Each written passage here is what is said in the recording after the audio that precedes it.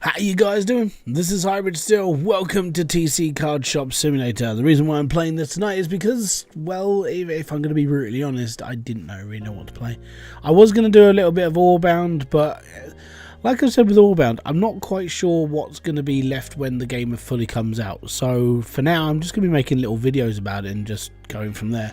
Right now, when it comes to streaming, we're playing the card game. Oh yes. Now, admittedly, I have done, like I said at the end of my video, I was going to use WeMod and just boost myself up on it, and I'm level 50.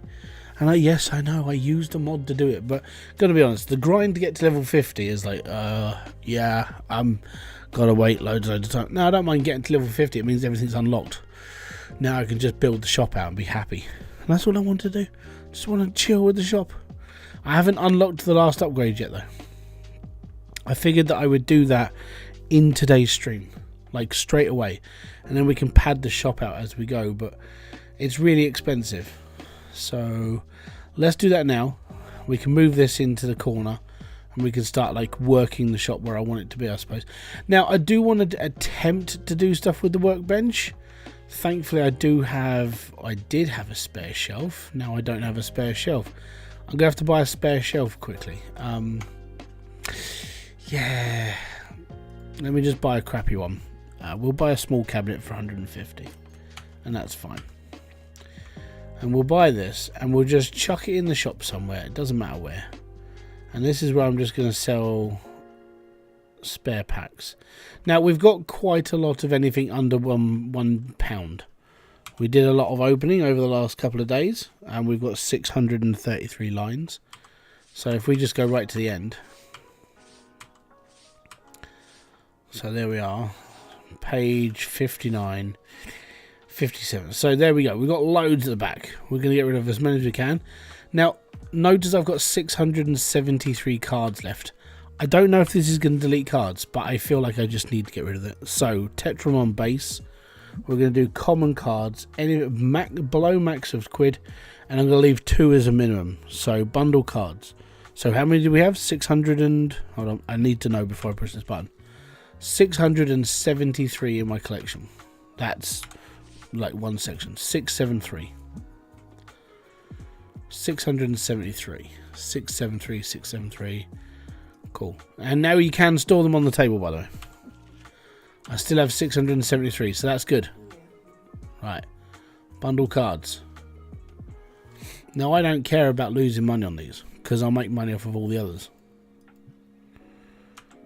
673 is still there. Fantastic. Bundle cards.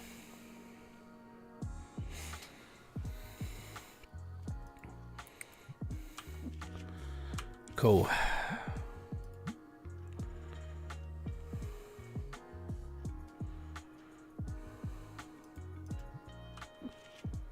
Stood at 673.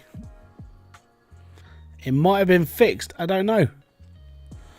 That's why I'm doing this. I'm doing this for the sake of everything. 673. The time when it says there isn't enough and then it start making holes, that's what I've got to watch out for. 673. Right, where's my box? I can't put R. We should be able to do that. Right, okay, no, back. I got to do this one at a time. Oh, I should have put this closer. Hand is full. Right, these boxes aren't that big. Yeah. Right. You used to be able to. Well, I don't remember being able to, but yeah, it's a pain in the butt. How you doing, Roy? And Patrick, by the way. Bring the show. Oh, actually, that's a good idea. That's a really good idea. Well done. See, I'm a donut, right? Thanks, Roy. That. See, I don't think of these things. You guys, geniuses. Like, I'm an idiot. I'm fine. Right, not enough cards to make bundles.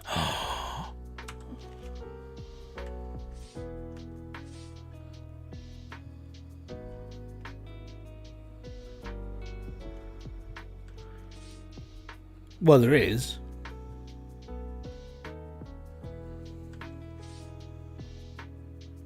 I think it's fixed.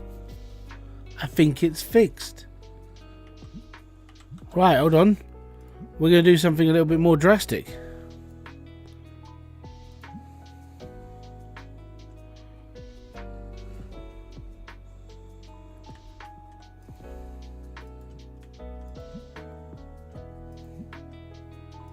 It's saying not enough. It's taken stuff out. It took 20 something cards out, so it's still not fixed. But if it goes down to a minimum of 2, then it works.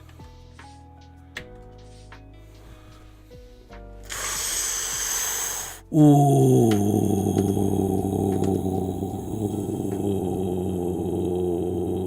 Main menu. Oh no, I can't do that. That sucks balls. So it takes it. You can go down to 2 in your collection. Apparently, I'm gonna try that again then. Right, this means I need to buy the shelf again. What strat do you have for pricing? Oh, I just chuck up like normal value times. I can't load my game. It auto saved. Bums. Right, I'm a little bit annoyed now. So the way that I normally price up my cards is I do. So I do this. I click on market price and then hit 20% and then done. I do 20%. I'm so annoyed at this, but I mean,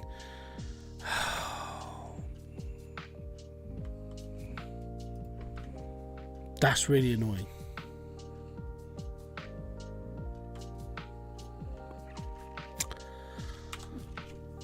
Oh.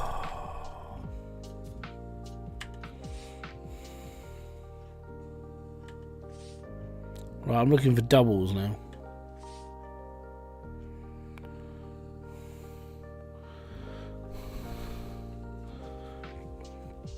Yeah, I do market plus 20 on literally everything. I've just got stuck on that, and if it sells, it sells. If it doesn't, then I'm not really worried. I'm okay. Right.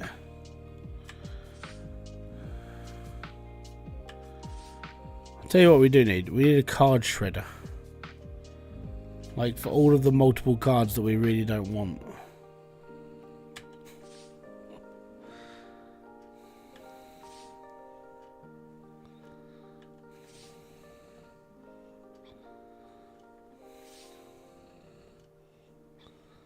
We didn't get a lot of high-end cards last night, did we?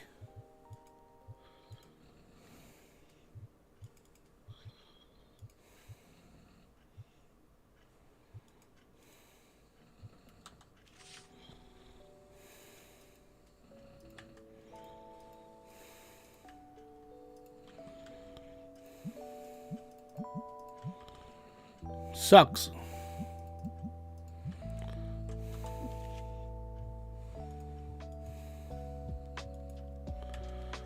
That one. That one. I didn't know you could stack cards before displaying them. Yeah, these are all just little things they've done. I'm like day 22 or something. Yeah, it's joys of playing the game for longer. Like people come into the stream and they drop hints and tips and things, and you just sort of adopt the ones you want to be doing, or you just don't listen. It's up to you. But this one does help a little bit because you're able to do things like a little bit quicker, so you don't have to keep opening the folder, which I really like it. So yeah, it's how I've played the game since I was told.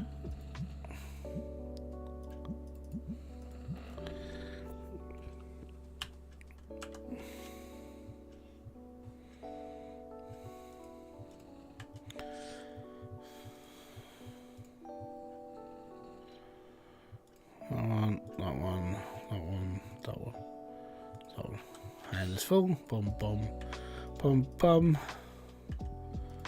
bum bum bum bum. Not listening to chat. How terrible.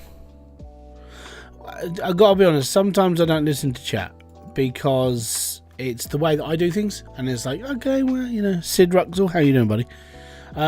So when I do things for myself, technically, I don't really listen to anybody. If I find my own little way of doing things, then that's just how it's going to be. But when it comes to like little things like this, it's like, yeah, okay. I mean, picking up cards before, yeah, it's all good. How you doing, Yellow? Bumblebees.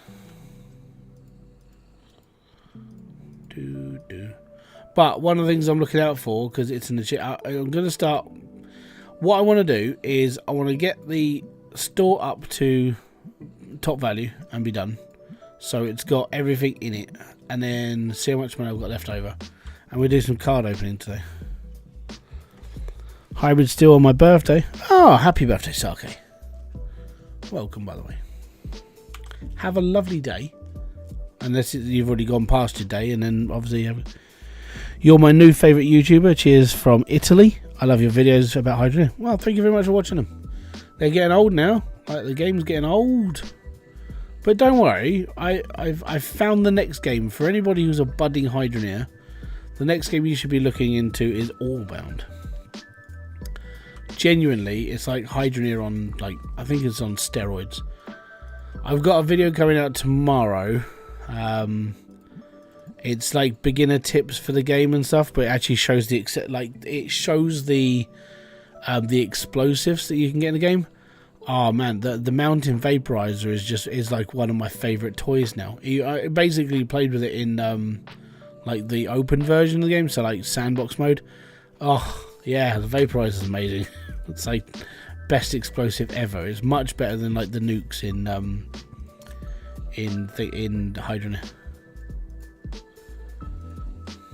Miles better. So I missed it if you answered.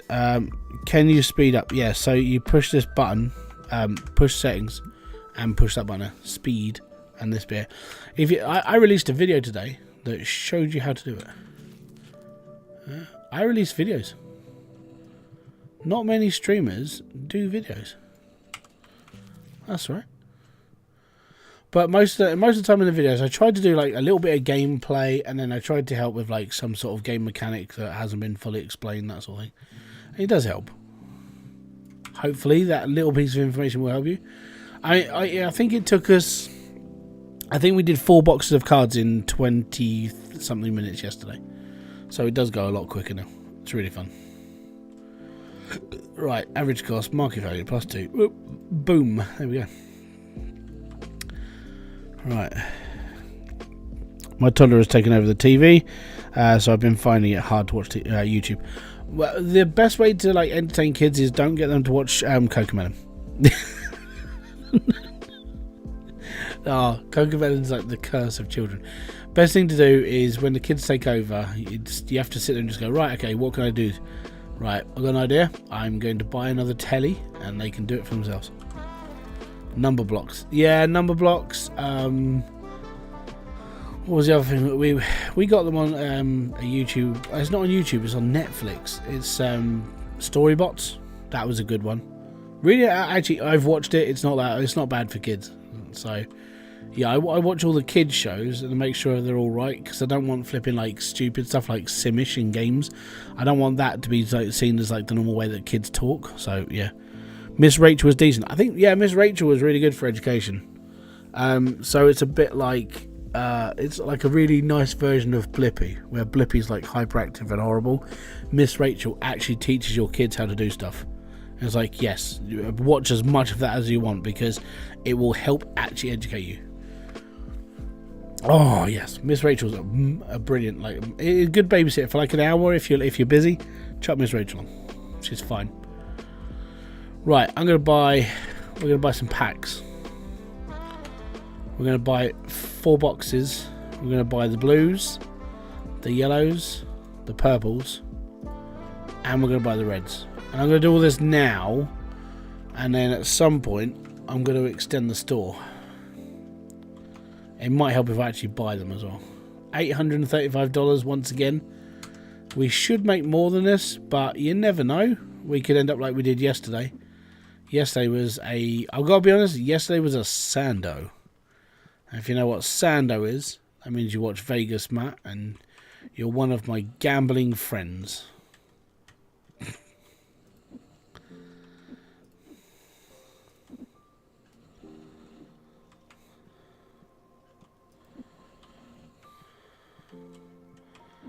So his word, he created this word called Sando, and it made itself into some sort of dictionary as well, so it is actually a dictionary word now. I thought it was pretty cool. Oh, we've thrown a purple in there. Let's do this. I'm gonna get all my basic cards again because it ripped 20 out of my collection.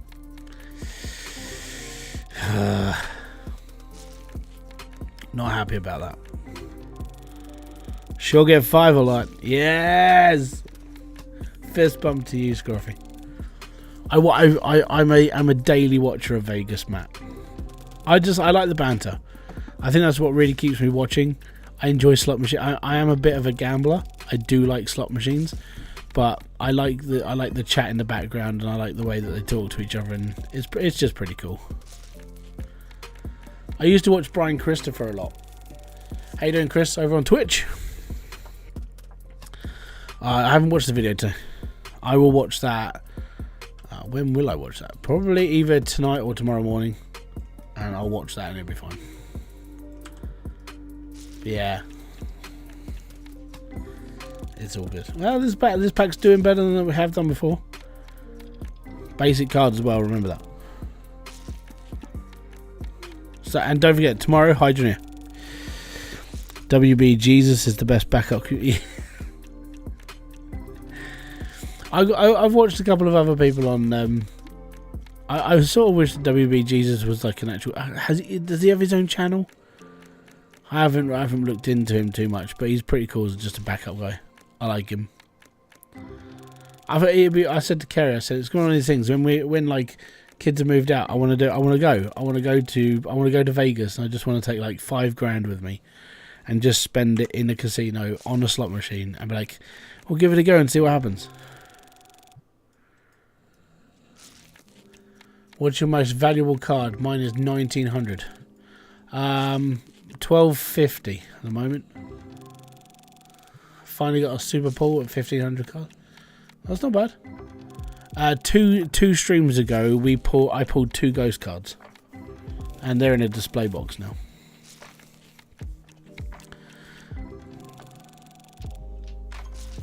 But I normally do.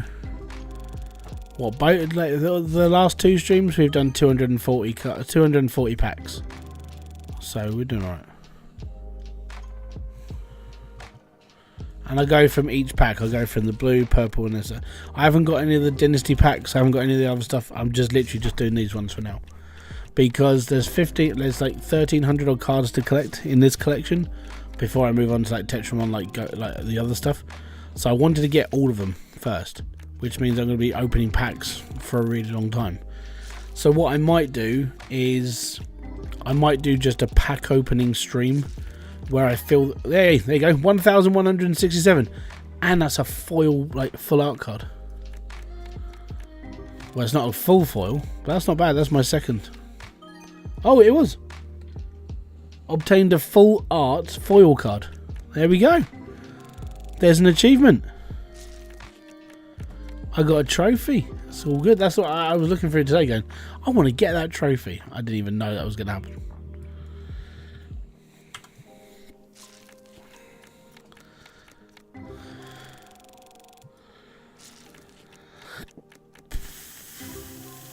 Hey, basic card. I think I've got it to the right speed of like flipping through cards without like going too quick, so I still get to see what it actually is.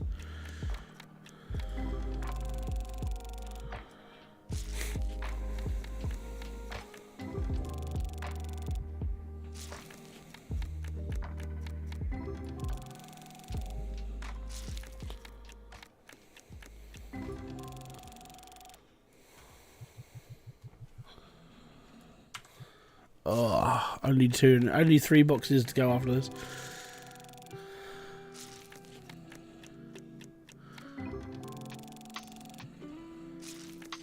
But yeah, get back to it. I do want to go to Vegas, and I do want to drop like a couple of grand. I think it's just one of those things. Most people have it on their bucket list. They want to do something stupid.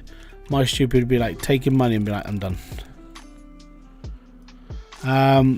Well, it's not like how you asked. It's like how everybody asked. And the only way that you can do it is it's in an option, so you can still turn it down.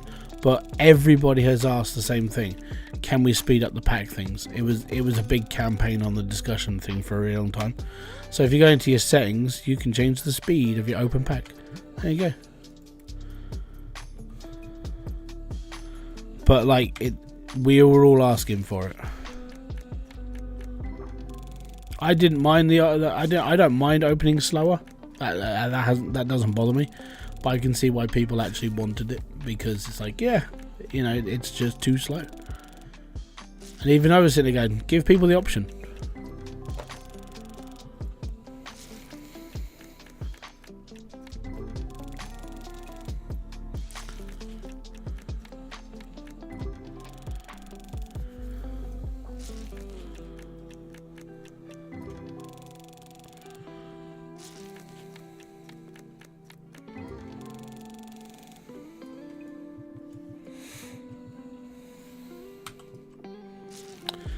I watched the episode of Lord of the Rings, Rings of Power.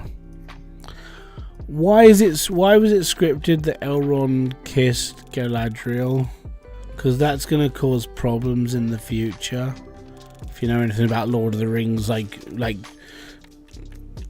lore, then you know that Elrond kissing Galadriel is not the greatest thing to ever happen. And then all this crap. Oh, there was so much bull crap in this episode. Half of it, there's half of it that doesn't actually exist in this thing. It's not written down. It's not anything else. They made it all up. And it's like, do you realise the amount of damage you're creating with your show to people who like obsess over like being Tolkien freaks and fans and everything else?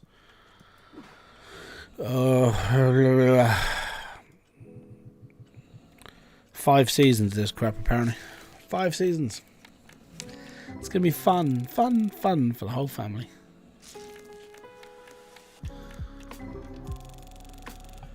For the record, I don't like Rings of Power because it doesn't follow lore. That's my big problem with it. So anyone who says, well, you're racist. No, it's just because the lore says these things don't exist.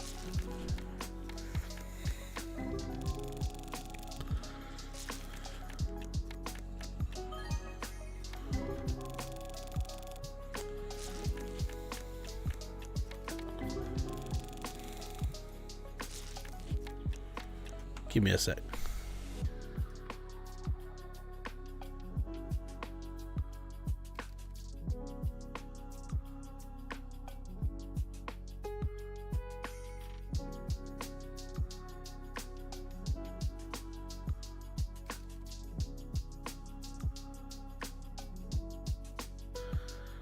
Right. More packs. More packs.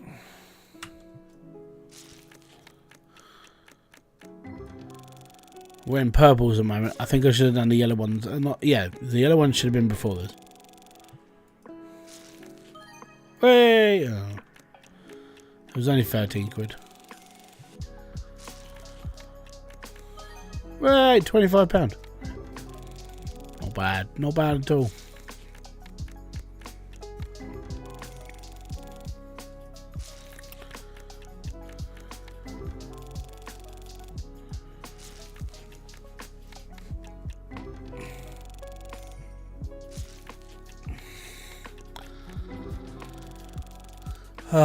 All I want is some ghost cards. All I want is to complete my collection. Hey, that's new. I think that's new. Oh, he's new. He's not. Right, cool. That's fine.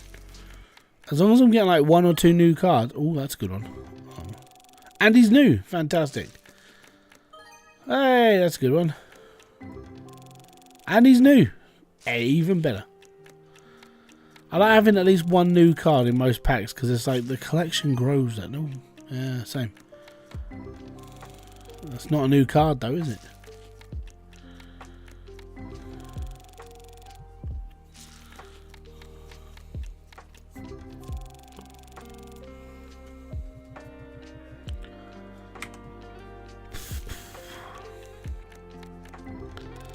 Hey, one card. We'll do a bit of shopkeeping after we've done these boxes. We'll play through the game a bit, earn some money, and then extend the store. All right. So day 122, we should extend the store.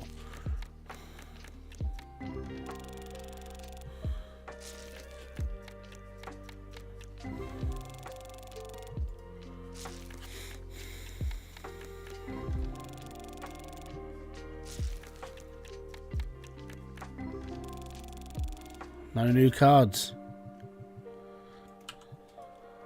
I was literally sitting here thinking about buying this game when I saw you were live with the game.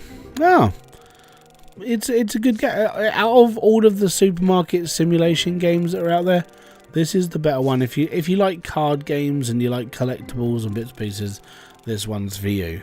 It's the reason why I prefer this over all the other supermarket games, because of this. Mainly, addiction to like collecting cards is a big thing.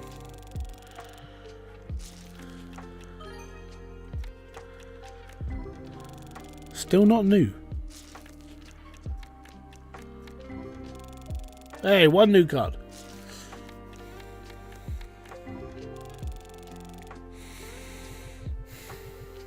Yeah, if you got any questions, ask away. I'm more than happy to go through it with you. But it's very simple to pick up and play. I think most people with like 1/3 of a brain can play this game. You'll be fine.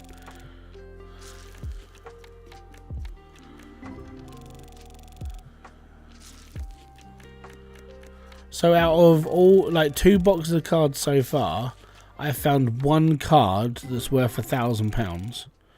The rest have all been like low-level cards, basic almost.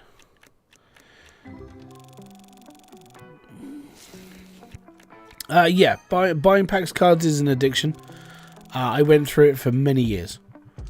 So if this is the first time you've come to my stream, hi, welcome by the way. I used to, when I was, hey, not bad. When I was younger, I had a massive Yu-Gi-Oh collection, and I was one of those people who bought card packs and opened them and bought more and bought more, and I had ring binders full of cards. It wasn't, I think I got to like 26 and I was like, you know what, I can't keep doing this. I need money as well. So I sold my entire collection. It's like, I've got money, and I was a little bit happier that I was not draining my account doing this anymore. And I was like, the problem with that though is that, wait, 137. The problem with it is it's sort of, you have to find something else to fill the hole. And I've never found anything else to actually sit there and just go, you know what, this is the thing I want to do instead of that. Even now, I could walk into a game shop and go, you know what, I want to buy another pack. I could do that. I could get straight back into it. And when I said I haven't got anywhere to put it, I could take all of my collectibles and just take them all off the shelf and just collect cards, which wouldn't be as bad as like everything else. Like, oh, I could buy models, I can buy this, I can buy that. No, you know what? I'm just going to fill my shelves up with cards. So yeah, I could do it, but I don't want to. Because you're always clicking, you always want like another pack. I'll just get one more, I'll be alright, you know, it's another £4.50. So yeah, I mean, I sort of wish I kept my collection, because they're worth a lot more now than they used to be. If I'd have got my entire collection graded, yeah, that would have been fun. How you doing, Ace? So what I used to do, most of my collection was mint. So what I would do is, as soon, because when I used to go and open packs, I used to take my ring binder, a ring binder with me, and every single card I used to get, I used to put it in straight into pockets. Like, they would come out of the pack and go into a pocket, come out of the pack into pocket, and that's how it would be. My entire collection was mint cards. So, I mean, I reckon the lowest grade would have been like an 8 at least, and it would have been for every card I owned. So yeah, I could have made so much money off that. Like, thinking back to it now, yeah, it's one of those ridiculous things that if I'd have actually bothered to like think about it, I could have done a lot more with it. Ghost card! That's what we wanted to see. That's my third ghost card. I'll put it in the collection. I'm gonna have 2 collections. I'm gonna have ghost card collection, and I'm gonna have like the full art cards. I really like the full art cards. I think they're cool. It is just me. Each to their own. I get it, but I do like them.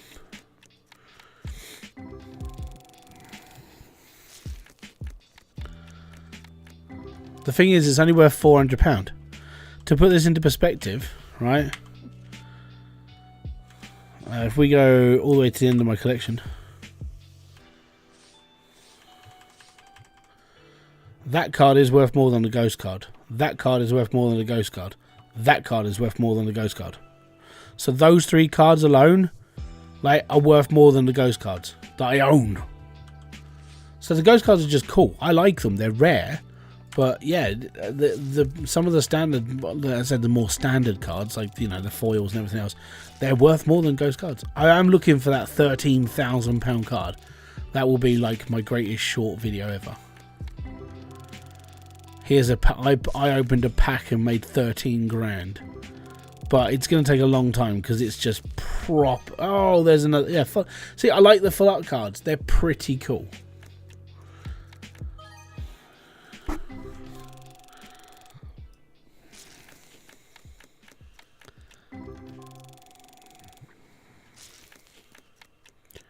And this comes out of a yellow pack. Yellow packs are like the second, like, in the ladder of cards. These are the second ones up from the basics, you know. So you can get ghost cards from whichever packs. They just turn up. In total, I've had 4 ghost cards, but 3 of them are singles. Oh, that's a good one. One of them was a duplicate, which sucked. I was like, oh man.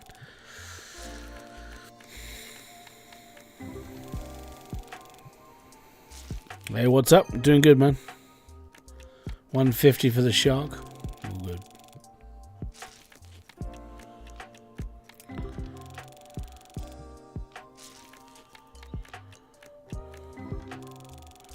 But yeah, I normally do about 240 cards a day.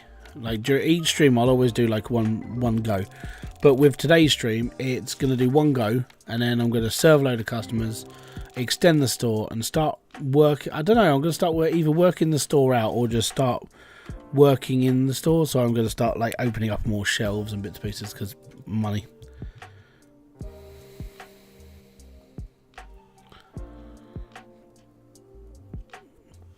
No, it's opening packs and serving hacks. That's why it is. I'm opening packs, and then I'm going to be serving hacks.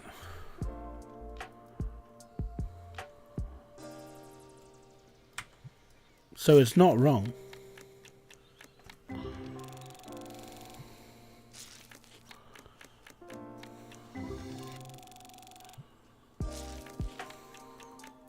I just haven't served any hacks yet.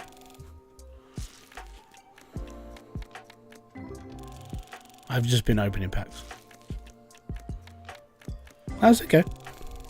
Don't worry, Declan. It's all good. Don't worry. Oh, thanks, man.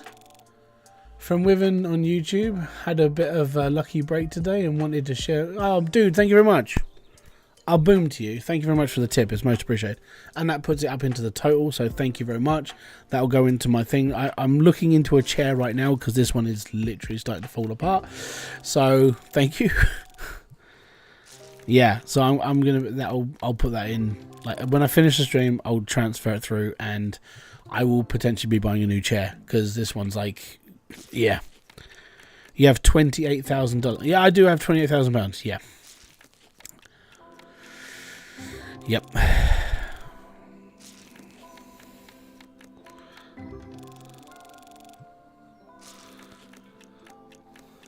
Yeah, all the people are looking through the window. They're like, dude, we want to come in. No, it's still 8 o'clock. It's fine. It's still 8 o'clock. Leave me alone. The best part about opening packs, though, is it gives you a little bit of experience each time. So if you want to level up faster in this game, if you go, there's a little app you can. Well, it's not an app. It's a program you can put onto your computer, and it's called WeMod. and you can earn extra off of it. So every time you buy something, like let's say you're buying a box of cards, you'll actually get the money. Say it's £100, the £100 will go back into your bank, so you'll actually get like the 100 spent plus the 100 back. If you want to go up levels faster, you can put a level multiplier on the XP. So if you put like 200 multiplier on it, you'll go up well fast. It's what I did last night. So last night we went to level 38. And then after I finished the stream, I was sitting here for like another half hour afterwards, and I kept playing and I forgot I had the mod on, so that's why I'm level 50. So I went way over what I should have done, because I was only going to get to level 48 and then stop. But yeah, I just kept going until I hit 50, and I was like, okay, you know what? I don't think I can go any higher than this, and I've got this money, I'm good. So yeah.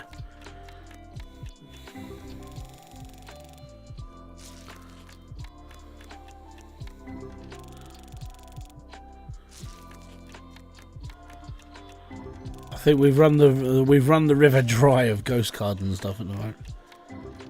We got the rare pack to go now after this one.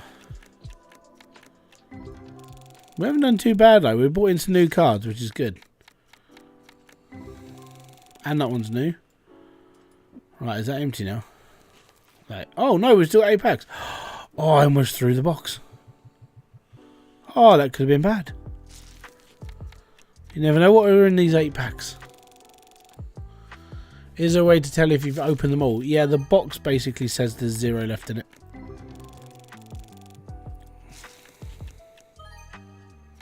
I like how you asked that question just as you saw it. It's like, oh, okay, now, yeah, it's right there. At least we're getting a couple of like half-late nice ones, huh? All these could have gone in the bin. Like, that was an opportune question. That was a good one.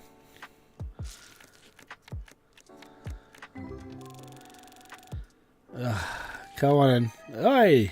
Oi! That's all good. No new ones though, but it's worth like £5.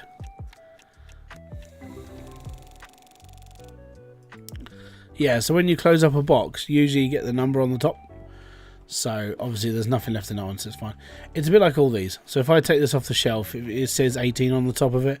So you pop it back on and it's just 18 up there. Give me a sec.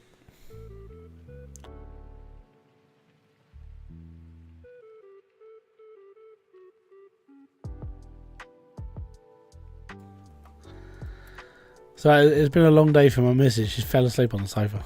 So if you can hear in the background, yeah, she's sleeping like that.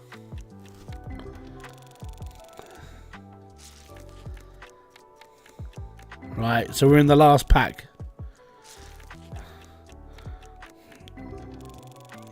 Sorry. See the collection, or if you haven't found them yet. If you haven't found the cards yet and you find them in a pack, it says new. If you have found them, then you won't get it to that one.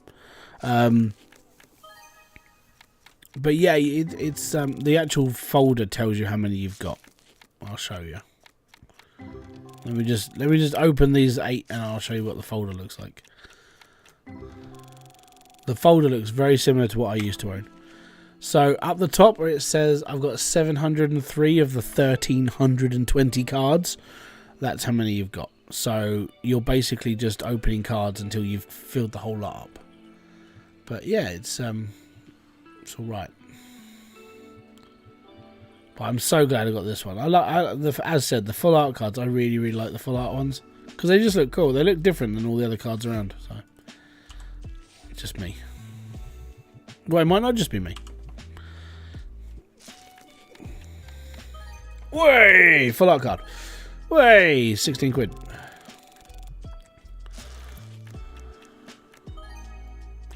£11, and he was new, so that's good.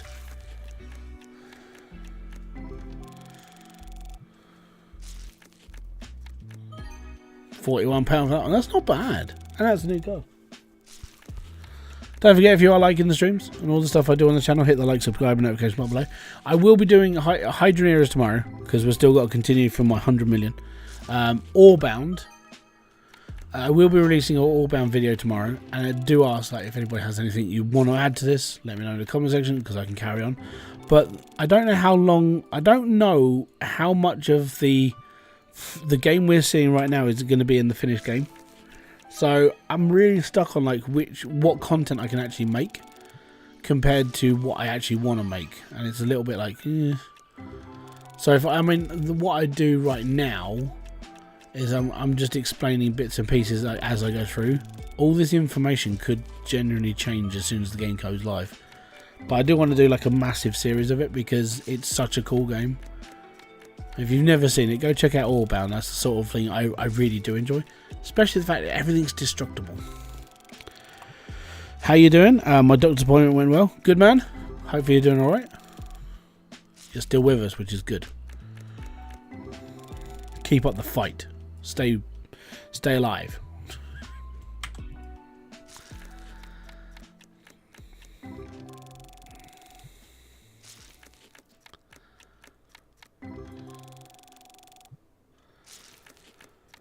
SSDD diabetes. I'm still going to try. Yeah, the problem with diabetes is it continues throughout your entire life. Even if you genuinely get it under control, it can still screw you over later on as well. And it's not. I mean, Kerry's got it. She's got type 2. She got it after like having the kids, and she had gestational diabetes, which turned into type 2. And they said even if you control it right, with like diet and everything's perfect, and you can but you're always going to suffer some sort of like reaction to it. So it's like a really, really long-term effect thing. If you get it once, that's it. There's no way of just disappearing it unless you just live a really, really healthy life, and it's still there, but it doesn't affect you as much. Yeah, you have to really fight diabetes. I'm sort of glad I haven't been diagnosed with it, and as I'm sort of going to a gym now, I'm sort of trying to get my fat ass in gear. I'm sort of helping myself. Yeah, but she's knackered.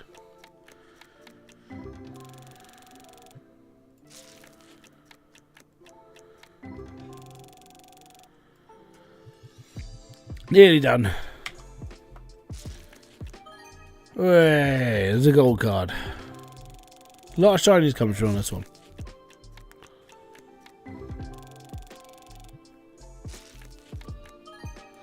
Full art card! Yes. And it is a new one, so that's good.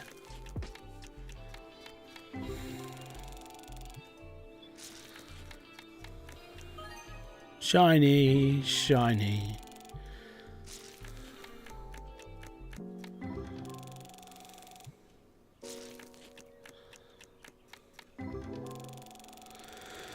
How much is my collection worth? I think it's close to 1,700 now. But I have taken 2 of the ghost cards out and put them on display. I will be putting my 3rd on display today because we got a 3rd one today. Yeah, full art card. And he's new as well, so that's good.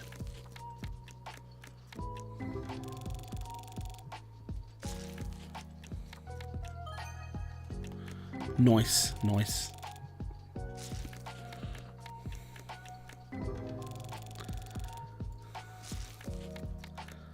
So yeah, you're gonna hear snoring in the background.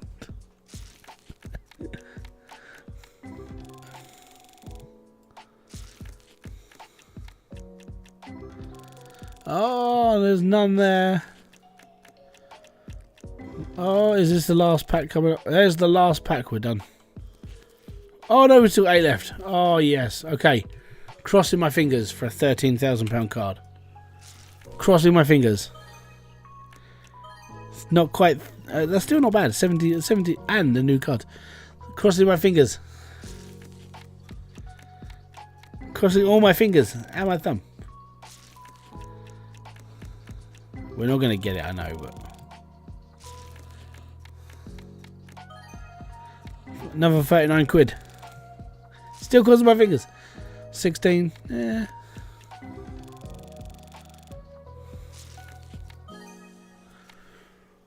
£1,200. We got a £1,200 card. That's not too shabby. I can now uncross my fingers because we actually got a decent card value out of that one. In the last 8 packs. Woo! Alright, cool. So, we got... Pull up the old collection. Oh, yes. 1269, 1264, 11... We got that one and that one today. And a few of these as well. Ghost cards. I can't remember how to sort. Hold on. That and F, is it? Yeah, ghost. So, this is my new ghost card. We're going to go and put it in my display cabinet. Oh, yeah. Yeah, boy. And if you want to take them out, you right click them. There you go. Oh, yeah. So my full collection is worth... That's my ghost cards. Tetramon. £19,077. But that doesn't include... That includes all the little small crappy ones as well. And that's really sucky.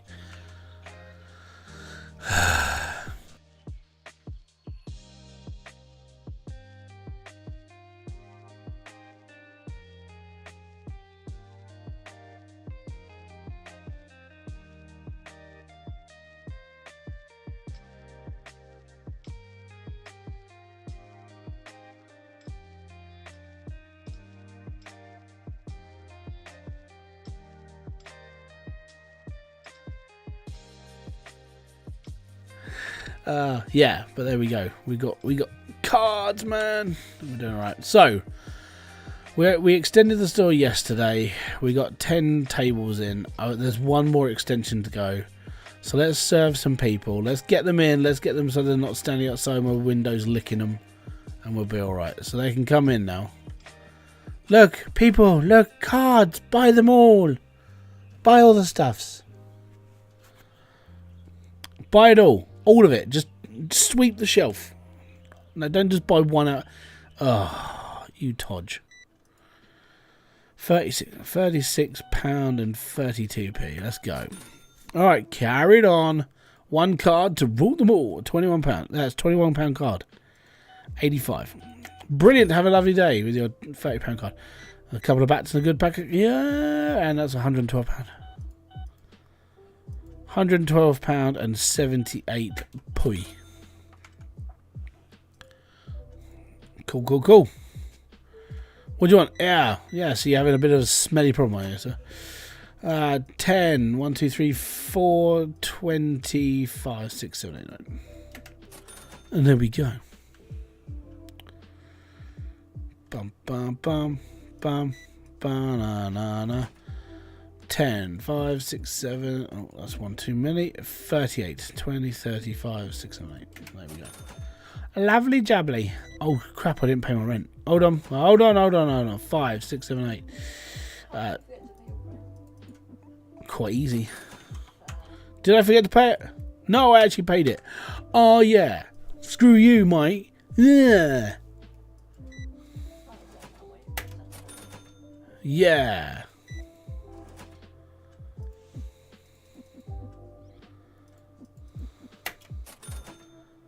I haven't got it myself because I knew I paid my rent, but I didn't know. 39. There we go.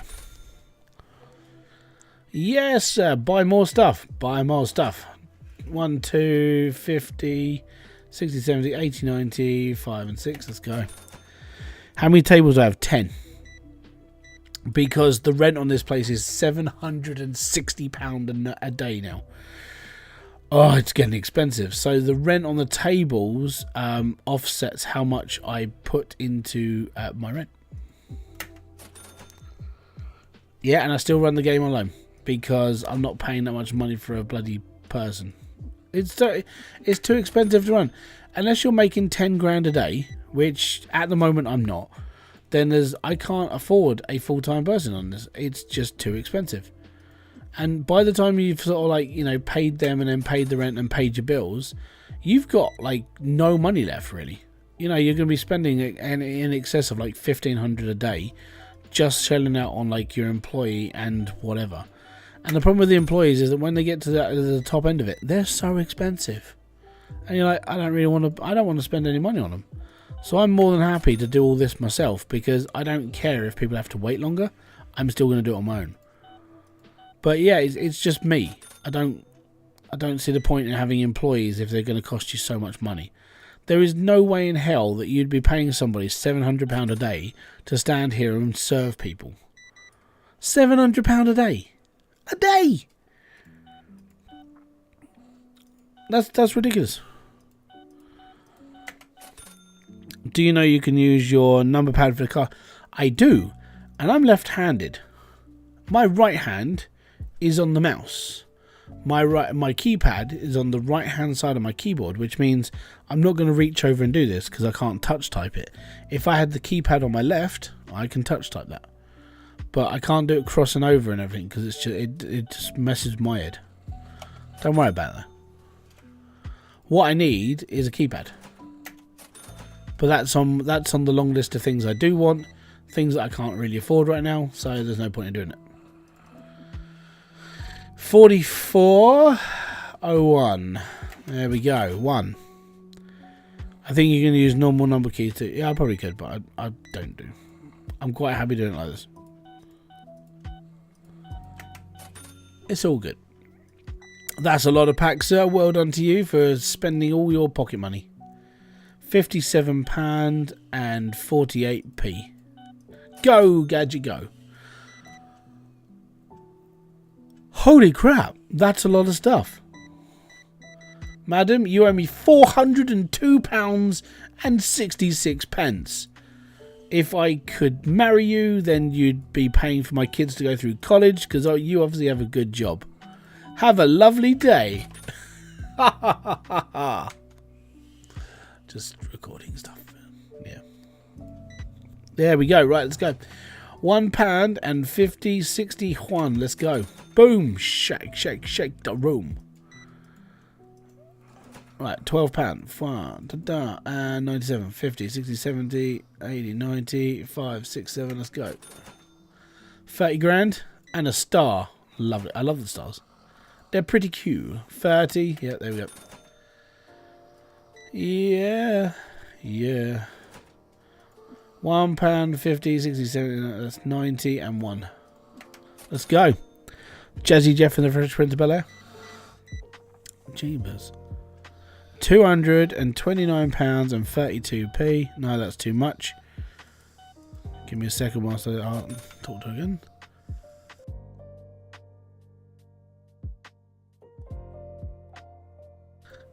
You're still doing it. I know I am.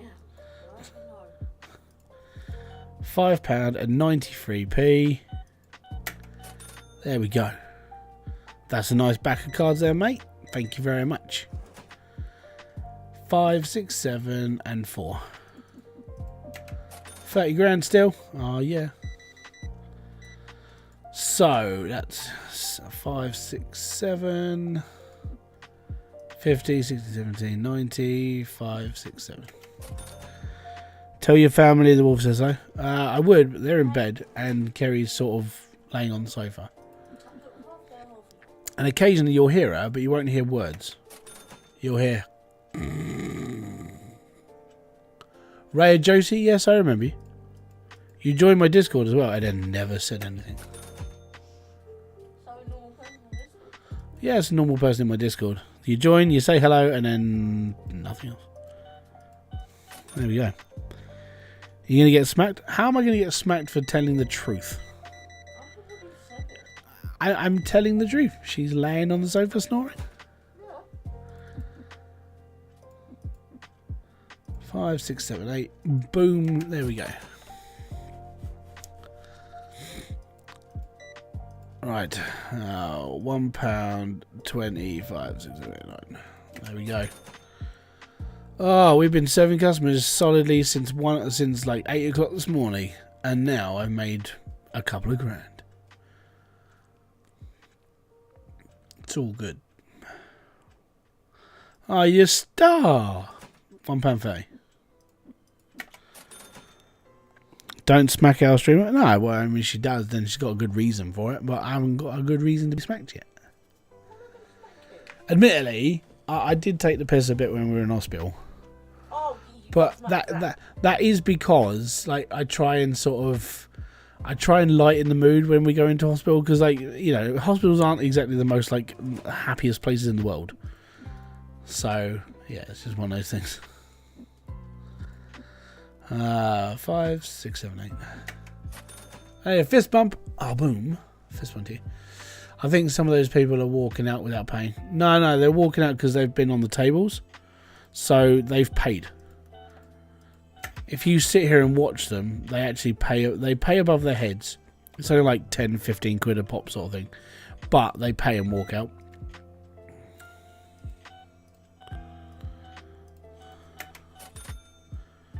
We're in a more controlled sort of like flow of people now. This is good.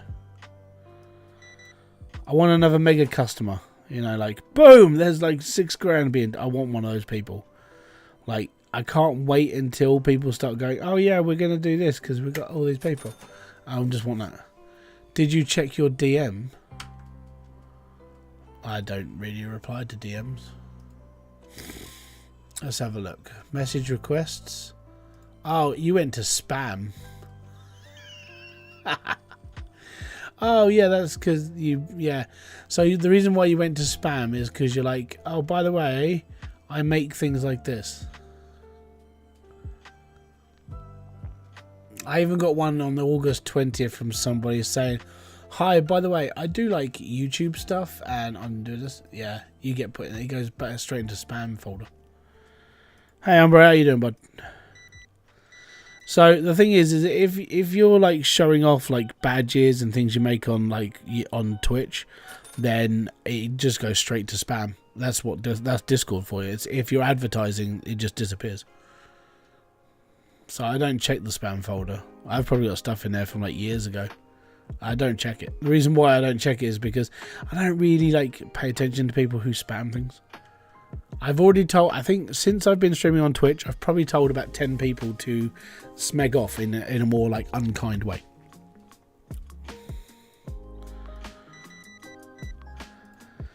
And then I get, oh, I'm going to unfollow you because you're not a nice person. It's like, yeah, will you think about it? I haven't.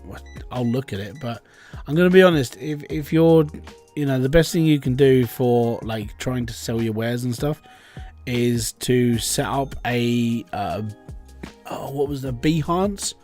It's a website for artists that basically you can add your portfolio work to it's an online portfolio. I actually have one myself. When I used to do Twitch stuff, I used to like make stuff for other people. So a Behance profile, you chuck it all up on there, get yourself a Twitter account, an Instagram account, and bits and pieces, and just say, look, this is the stuff I'm making right now. Obviously, you know, I mean, if you're young, then you've got years to explore this and like try and make things better for people, and just trying to get clients. So there's YouTube, there's Facebook groups where you can join in for like budding artists, maybe like a streamers group where people are looking for like that customization that they can't get. Even looking on like Fiverr is a really good way to get people to you know go about it. But you're up against a lot of people because making badges and stuff has become so much easier with the joys of AI. So yeah, it's a bit of a crap show. If I'm going to be brutally honest, it's going to be really hard for people to start like getting into the game because AI has really taken I could sit here tomorrow. I could take an Etsy course on how to make a shop based on badges and prints and bits and pieces and learn how to do it with AI in about 3-4 hours. Or I can go and hire somebody to do this and do that and then take my time and they have to. So yeah, unfortunately when it comes to being an artist now, you're really up against it and you really have to have that natural spread of like what you're doing and who you're appealing to. But I'm not making only badges. I make all kinds of custom stuff. That's fine. I would be plastering that as far as I could. I'd be on as many Facebook groups, YouTube groups, or anything, just trying to find as many people who might be interested in my work as possible. Now, the reason why I'm talking to you about this is because for me, you haven't come into my stream and spammed the crap out of it, which others have. So I find you're actually you're a better person than others, which is quite nice. It's quite refreshing. But if that was me trying to like push like, hey, you know, can you come? You know, do you want to look at my stuff? Do you want to do this? I would be on every single flat of like social media that I could get my mitts on, trying to push it. Upwork's another website as well. So Upwork, Behance, is it not Behance? Give me a sec. I will find this website for you. Let me just serve this customer. Is it Behance? Yeah, it's called Behance. So I have a profile on there, but it's called Behance.net. I will put it up in my. If you're on my YouTube, Raya, actually, yeah, if you're on YouTube, go and check out the link. I'm gonna. Oh, come on.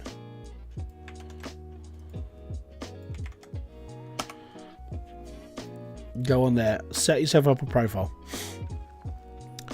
and then go from there, because that's what I would do. I admittedly I'm like too old to like shovel my stuff to people now, and I've got a very stupid way. I've got my own certain way of doing things, which is just for me, really. Which is why I don't really accept many people like you know, hey, can you do you want to look at my stuff? Do you want to do this? Do you want to do that? I do it all myself, and the only reason why I do it myself is because I can. But yeah, if you're looking to like start putting your wares out to other people, the best thing you can do is to hit every type of social media, and just even if it's just 1 or 2 people here and there, they're still clients, they still help, and it still works. I did it for like 3 years. I was working for a couple of friends. I worked for a couple of people on like Twitch. I worked for a couple of people on YouTube. And by the end of it, I got to be honest, I sat and just went, all of this for like, there's not a lot of work out there for everyone. And so I just gave up. And so I just do stuff for myself now. Or the only thing I do freelance work for like a local preschool. So very local to me.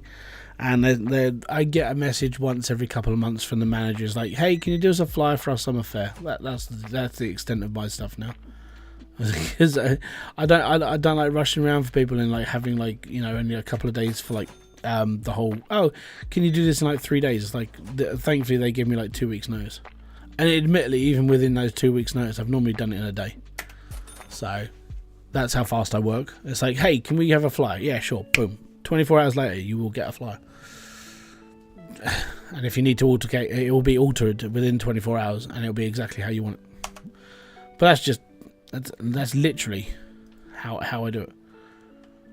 But yeah, the ways of like pushing your stuff on like social media, it's hard, and it's not easy. And I get it. You go into a stream and you ask for help, and you know you get people interested in your work, and it's a good way of doing it.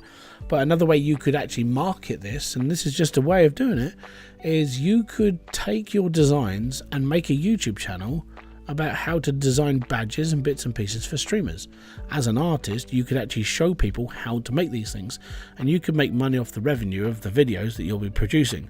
The downside is that not everyone's going to watch them and go, you know what, this is a really good idea. And you're going to inspire another massive generation of people to make stuff that they're not going to be able to sell because there's no one to sell them to because everyone's taken. But it's just a way of like sharing your artwork to other people.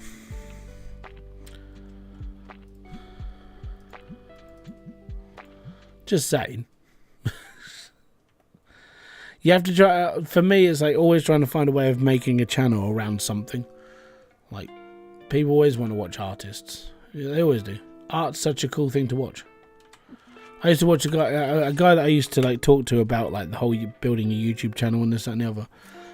His name was Beanie Draws. I don't think he does YouTube anymore, but he used to draw cartoon artwork of dinosaurs. That's all he did. He was amazing at it as well. Really, really creative person. Really, really good at what he did. And like I said, I don't know if he still does it.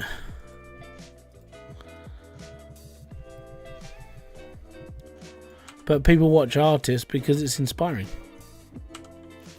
So if you ever get a chance, it might be something worth pursuing. Give people advice on how to market their stuff and how to do this, and like I'm doing for you now. You know, giving you the advice of things you could look into to try and help you grow as a creator. But there you go. Right, let me just go and stock my shelves, get everything all back up to like normal. And we'll be alright.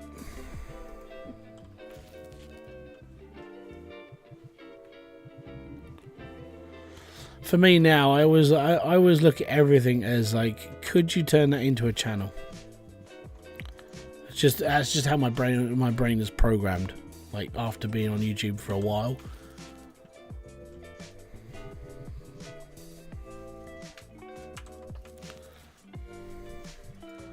I did want to set myself a challenge, like to try and build another channel from scratch and get to like 1,000 subscribers as quickly as possible. The problem with that is you need talent. I'm not a very talented person, so I'd have to consider it.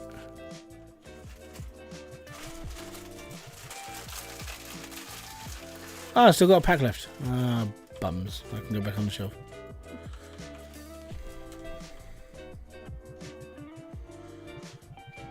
Bum, bum, bum, bum. There we go.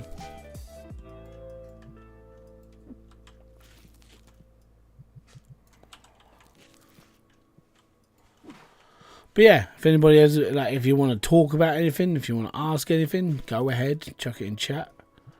I'm around for another about hour.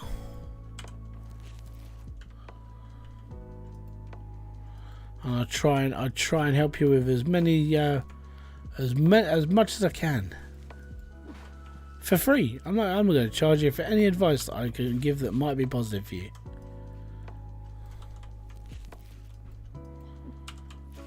What I really want is I want someone exactly like me to tell me how to do my stuff better on YouTube, who's not going to take my bullshit, basically.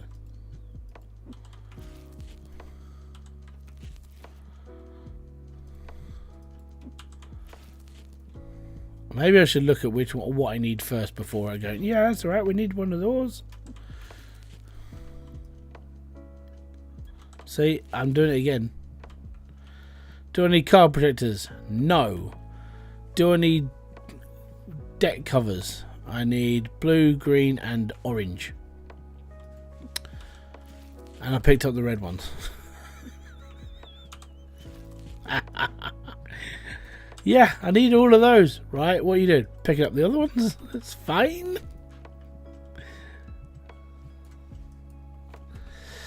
I've been paying so little attention to the cards that I have not only missed a ghost card, but a $3,500 card as well. I refuse to turn the speed down though.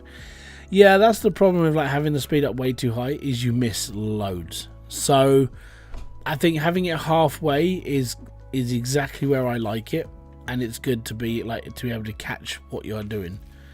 If you've got it too high, you're not going to pay attention to nothing. You're just going to go click, zombie mode. I think you are underestimating yourself though. Looking at how useful your guides were with Hydroneer, I think you're very talented. You just need to find. Yeah, exactly. I mean, the problem is like it's very like very small niche. But like I keep saying, if I had kept going with Valheim, I could have probably done the same with Valheim as I did to you, like to Hydroneer. I could have kept doing it. I could have made something of it, and I could have just been like the Valheim guy as well. So I'm always looking around for the next game, and I think, if I'm going to be brutally honest, I think like Allbound might be my next game, because I think the sheer scope of that game, of what it is right now, and it's basically, I think, like when it comes out in October, I think it's going to be, obviously it's going to be early access, because that game is not going to be complete like next month at all, unless they've been working on like the final version like now, which I doubt, which means I can pretty much call it that it'll be like early access, and it's going to be like satisfactory. It's going to be, what we're going to do is we're going to update the game for the next like 3 years, and then we're going to launch it officially in 1, and by then I might have already gone through. The game I want doesn't exist. What's the game you want? And we might be able to find a close approximation to what you're actually after. Go on. Because there's one game that I want that's never been made. And the game I want. So the game I want, and I'm waiting for a developer to pick up on this idea, right? Because I reckon it'd be pretty cool. You know Red Bull soapbox racing, right? Imagine one of those as a video game. And you have to go around and scour junkyards and bits and pieces for car parts and bits and pieces, and so you build your car up, and then you have to build up to a certain level in order to like progress through the game.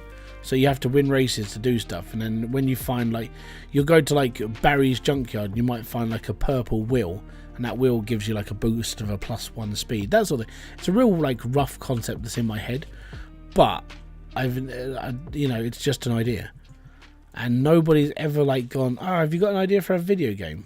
Oh yeah, yes I do actually.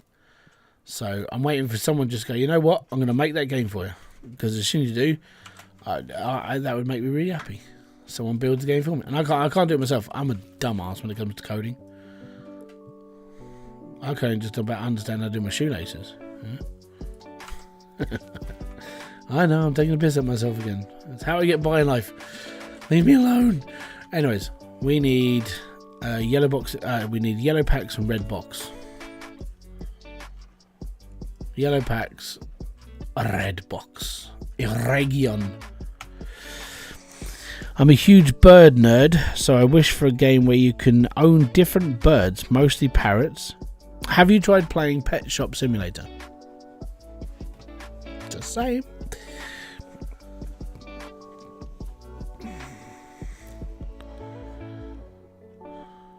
Yes, I have it. Okay, so you're getting it. The thing is what you have to consider is you have to think, what is the widespread, like, who's gonna play that game apart from yourself? So the only problem with that is that because it's such a very narrow niche of people that actually want that game, you're gonna have to build that one yourself, or find somebody who will get paid for it to do it as a project. The other bird nerd, yeah, maybe. But yeah, it all comes down to what the market wants, and I'm not very aware of many people who are after like a bird simulator, which sucks. You know, I reckon it's a game that could go right. There is one that's called there's a photography game coming out that might have it. I don't know. I'm just spitballing ideas here at this point.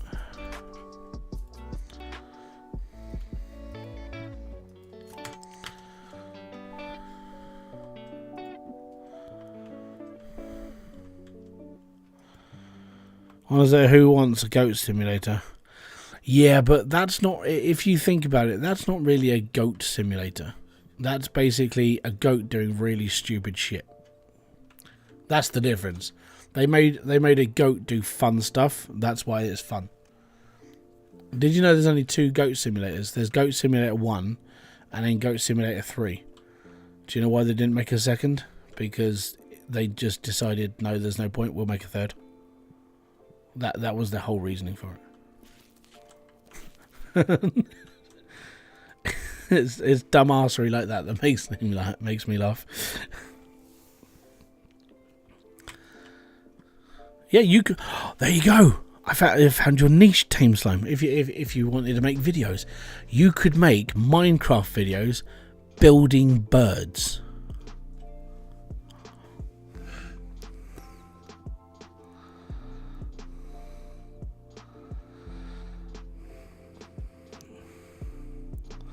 No, I think what he's looking for, not building birds. I think what he's looking for a bird watching simulator, which I don't know if it exists on. Is it on Steam?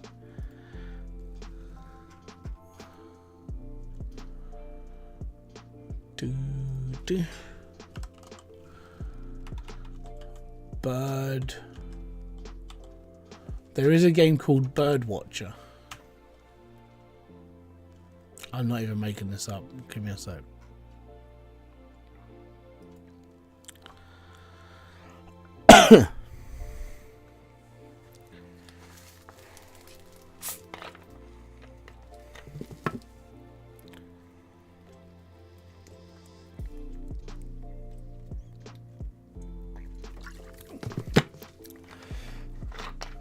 I think it's nothing to do with birds, though.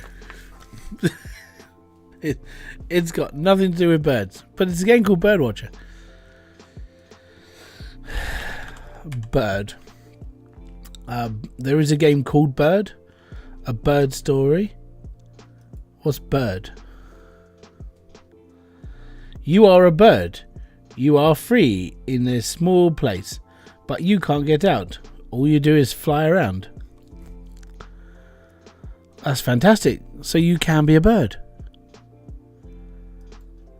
I'm a bird. I can fly, me. There you go. So there is a bird sim, technically. So you should be alright. But yeah, I get it. There's not a game that's like specific to what you want out of a game. And I understand. I think we all have that in our heads though. We always want that one game where it's like, if this was real, this would be cool. I do it all the time.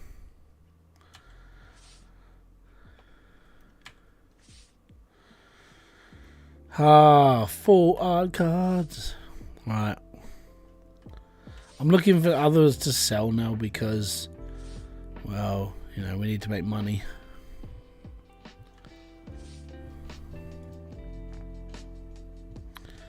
And the only way I can make money and give myself the best possible chance is to sell as much as I can, because that's what I've got to do.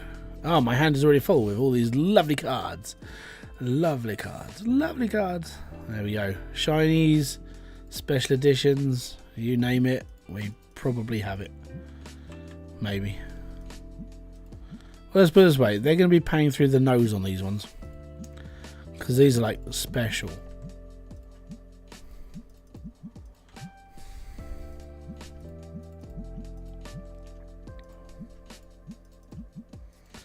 £55 for that one. I got Budgie Genetics Simulator, which is almost what I want, but it's not fully to the extent. Yeah, okay, yeah. You're looking for that really, really narrowed niche down game, and I respect your determination.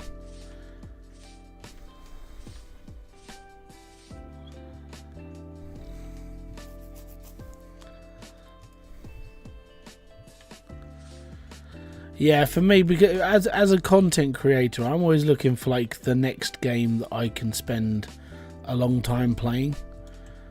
You know, that's my only downside. Is my longevity is as long as there is a game that I want to play, then I'm playing it. It's actually why I'm considering, like, after like the PS5 generation is done, I don't think I'm ever going to own a console again, and that's a big thing for me. Because I've been a console gamer for my entire life, and the reason why I'm saying is I watched PlayStation's their presentation for like the next up and coming games, and I sat there and just went, I don't want any of these games. I don't want to care about them. I don't even want to try playing them. I don't see the point in them. And I'm seeing this more and more with modern day gaming. Is like, I don't want to play them, and the reason mostly because I don't agree with the politics that are in the games. But I don't like the fact that like just a random sort of digital game on a console is costing 60-70 quid, whereas I can buy that game online on a PC for almost half the price. And it's starting to affect the way that I buy games. Like, I haven't bought a console game since, I actually don't remember the last time I bought one. It may have been GTA 5 for like PS4 when they went to the big upgrade to like the next gen. I think that may have been the last time I bought probably. I may have bought a baseball game, but I don't have to buy these things because they either come out for free or I just sit around and wait for them for longer. I've been playing Rocket League for a long time because that's what I play. It's just like as a spare thing. I'm playing MLB 2024, and the reason why I'm playing MLB 2024 is it was free this month in on PlayStation. So I'm like, okay, cool. I haven't had to buy that one. Next month on PlayStation, WWE 2K24 comes out. It's like, okay, cool. I don't have to play for it. Dead Space is another free game. I'm like, cool, so I don't have to play it. The problem is all these games are free on Game Pass on bloody Xbox, and I have a PC that connects to the internet, so that means I can get Xbox. And I'm just sitting there going, why are we paying for PlayStation? Like, I literally have to spend like £6.99 a month to talk on PlayStation, and now they've got a Discord app, technically, I can just talk to my brothers on there and not have to worry about playing it anymore. So I don't know. And my main issue with consoles overall is the now cost. If the PlayStation Pro is £700, imagine what the next major console is going to be costing. I mean, a lot of games now will launch on. Yeah, I mean they launch on Game Pass or they're multi-platform now. But this is what I mean. I was trying to talk to my brothers about this the other day. I'm like, why do we pay for this when you could literally just simply buy a computer? It doesn't even have to be a top range computer. It could just be a computer with an old 2060 Super in it or a 2060 that can run all games at 1080p 60 FPS, and you wouldn't have to worry, and it would cost you less than a console, because you can do that now, because there are so many spare parts on the planet now, and everybody's like, well, I'm upgrading to a 40 series. You don't even have to worry about upgrading to any like big series anymore, because the cards that were used before are quite capable of playing a decent game. And even if you buy a low-end Ryzen chip instead of like a Ryzen like 9 series, if 7600 or whatever, you don't have to worry about. If you just bought a 5600X, which is like 90 quid or even less than that, depending where you pick it up from, you could build yourself a fairly good computer on a real budget. And I did this for, there was a guy, he was talking about upgrading his computer. Now, I go on to PC Part Picker sometimes because I build like a virtual machine. I'm like, I really want to build this, but it's going to cost me like $3,000. And this guy was like, well, I've got a choice. I can either buy a PS4 Pro or a PC that can run games in 1080p, 60 FPS.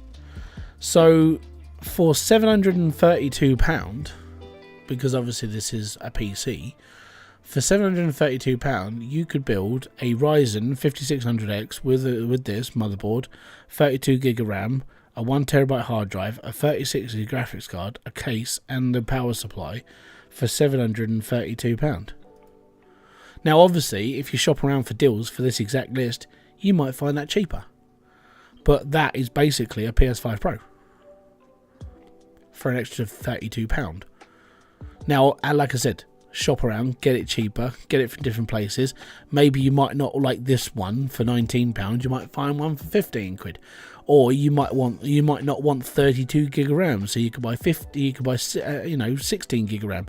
You might not want to buy a graphics card, which means you could get your processor to do internal graphics. And I'm sitting there just going, yeah, you can do all this, and you don't have to spend 700 quid on a computer. So it gets to a point where you sit there going, why are consoles becoming so expensive when parts are becoming cheaper? The stuff that's in a PS5 Pro, I'm going to assume is not going to be brand new technology, not for 700 quid. Because if it's £700, it's going to cost. They're not going to be like stuff that comes out this year or next year. It's going to be stuff that came out a couple of years back. So I don't know. I have my stream software and library on an 80 terabyte. Yeah, I know, but that's because you collect a lot of stuff on hard drives. Most people don't. Most people, and this goes for me as well, you'll use Facebook as a photo archiver, or you'll use like Instagram as an archiver, that sort of thing. You won't have your own collection per se. You will have your collection, but it'll be on your Facebook page. When it comes to games, you've probably got a small hard drive or maybe an external. 50, 60, 70, 80, 7, 5, 6, 7. Right, last day, because it's now 10, sorry. And then we've got to extend the store and then start planning out the store from there.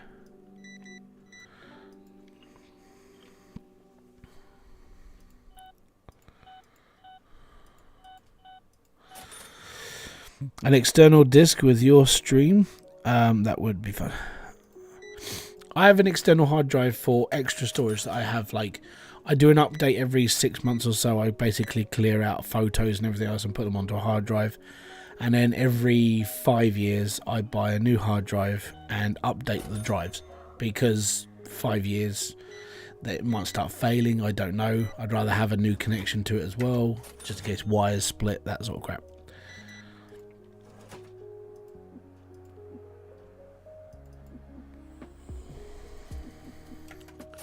My dad, he works on USBs. So he has USBs full of photos and videos and bits and pieces. So instead of going through like hours of like photo albums and stuff, he does it as slideshows. He's got everything from, I don't know, when me and my brothers were like babies, all the way through to where we are now with our kids and everything else. So we've got like an entire family history in a USB folder. It's mental.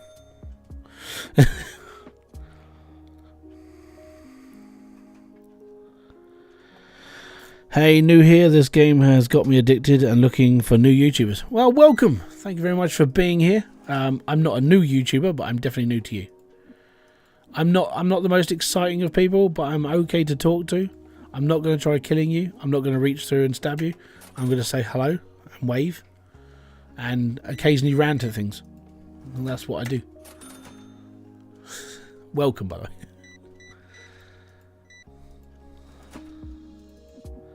I've put together a crack team of experts to basically tell me that this is the game I should be playing because everybody else in the world at the moment is playing this game. I figured this out myself. To put this into perspective, when I played the demo, I called it. I was like, this is going to be the next supermarket game. Everyone's going to play this. And I'm not far off the truth. I don't know how many people are playing on Twitch right now or how many watchers there are right now, but it is ridiculous. But yeah, as soon as I played the demo, I knew it was going to be a big thing because it's addictive, and most gamers are geeky, which means we all associate with this thing. And it's like, I want to play this. I like cards. I'm all good. Just put it 5 done. Gary Wood, yeah. 14.2 thousand. Yeah, there's 14,000 people watching this game. See. I am waiting for the next insurgent will be Let's Game It Out. If Let's Game It Out plays it, it'll be like, hey guys, this is Josh from Let's Game It Out, and today I'm going to be playing this game. It's all about cards, and I really like it. So let's start building my shop, and then go crazy.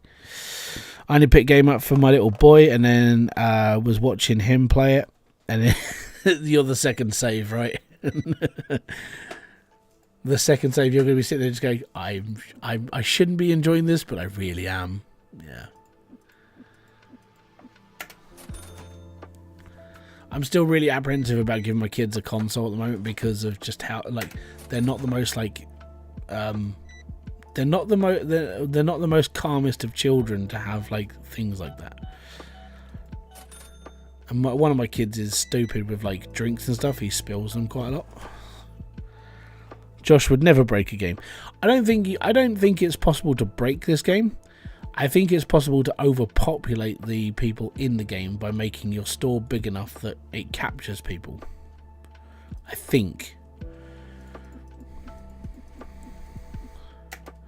Like making a maze of shelves maybe to keep people in for longer. That might keep people going for a bit. Maybe.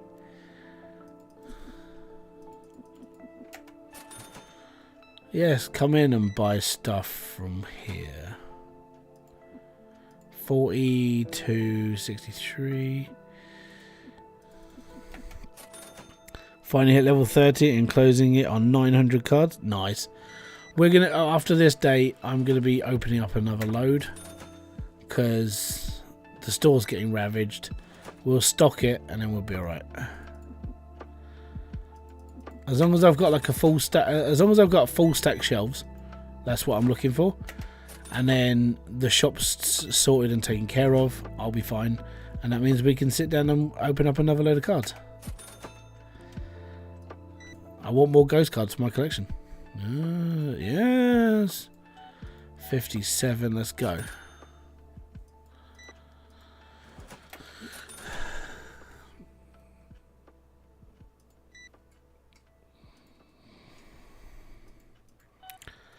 30 quid for a card, man.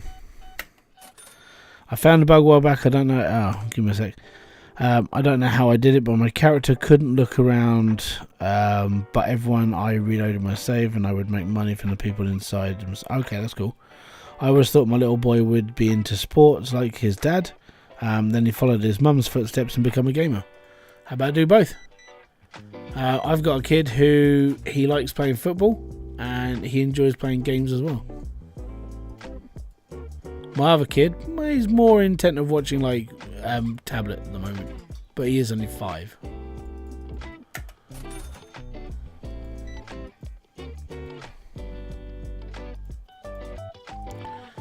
The problem is with, I would say the problem with the younger people. I talk to a lot of young kids outside the school because taking my kids down there, so I talk to like all my kids' friends, and they're always like, "Oh, I'm going to be a YouTuber when I'm older."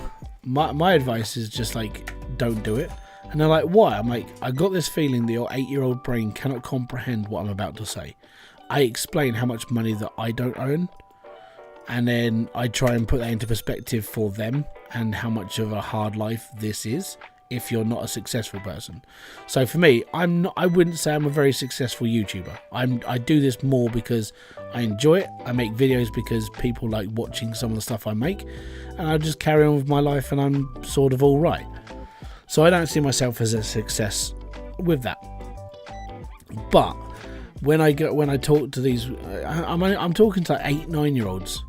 You know, kids in my, they are kids in my kids' year, and I have to. I'm trying to explain to them like how much money they need to live on in like as an age right now, compared to how much money they won't earn from their channels. I'm like, if you want to be a full-time YouTuber, I've said this to people on here before. If you want to be a gamer, because gamers are one of the lowest paid YouTubers here.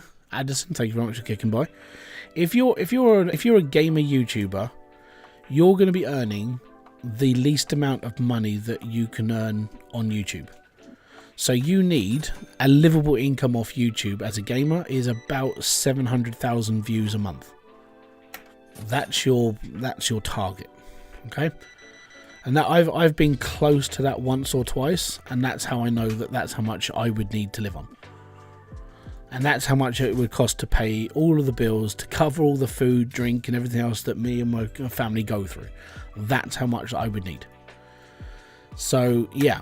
So I try and explain this to kids of like 8 years old. If you want to become a YouTuber, you need to be hitting nearly a million views every month for your entire life just to survive. That'll give you a decent kick. And I'd say that would be like a good, that's a good sort of like stoppage for anybody who wants to be a gamer.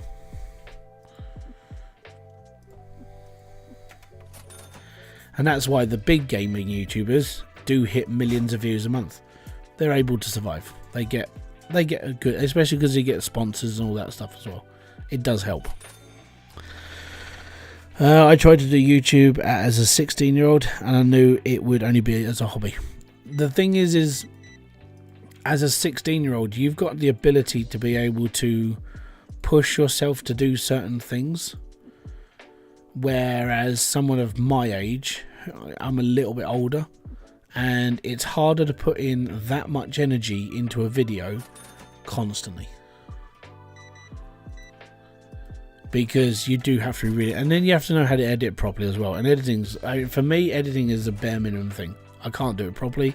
I do what I can. Addison, how are you doing? I'm doing okay. I'm chilling. Dropping truth bombs. I'm dropping what you would call just like my own advice. You know, this is stuff that I've picked up on and how I deal with things and everything else.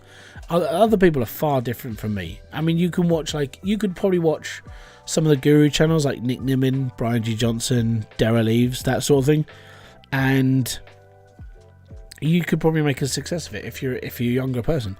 Older people, we have to try a bit harder. We have to try to appeal to a younger form audience, which is quite difficult because, like, there's a language barrier. Even though we're all speaking, like, most of us are speaking English at some point, but the language barrier between, like, the way that I speak compared to somebody who's only, like, 15, 16, grammar is completely different.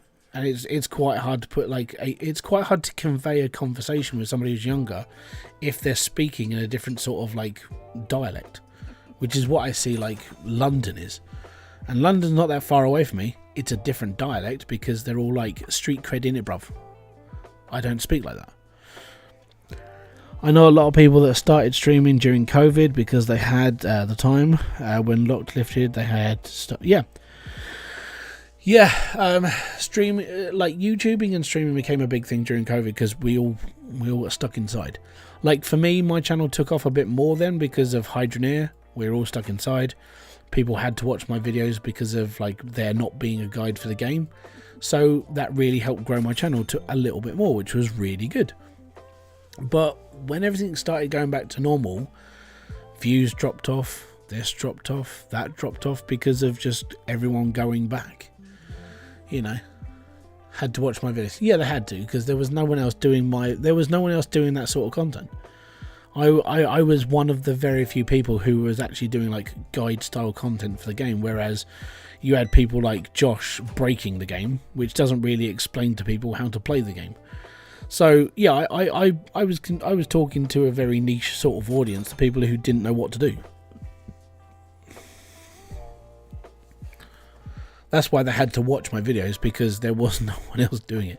The only other person that was making sort of like guide videos, Total Eclipse was one of them. He was doing he did like a mini series of it, and then he sort of stopped. Kryptonite was doing more logic stuff, which I thought was pretty cool. And then you had me, and I was making every opportune video I could to try and keep people watching. But that's what YouTube is. It's a popularity contest. I love breaking games. I break any game I play, mostly on accident. Well, if you can do it on accident and you can record that stuff at the same time, you could be the next Josh or the next Spiffing Brit. Hello everybody. Today I am the Spiffing Brit and I'm going to be playing this game. Yeah. I watched his video yesterday. Was it yesterday I watched this? The Machiavellian one. I haven't played that game I played that game in alpha. That was pretty cool. And then watching these people was like, actually their strategy is amazing. Fair play to them. But yeah, that was a cool video. I do like the Spiffing Brit. I'm sort of biased. He's British. I'm British. You know, we have so much in common.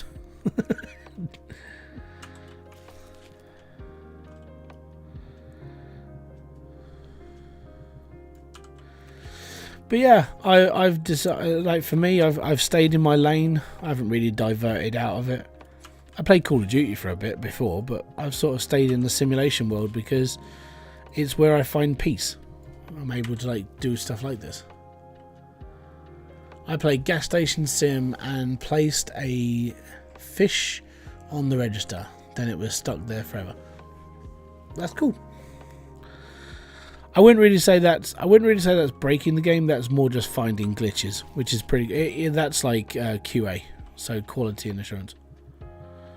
That's the sort of thing that like developers like to have in their Discord. I'm like, I found a problem. Cool, thanks. I can fix this.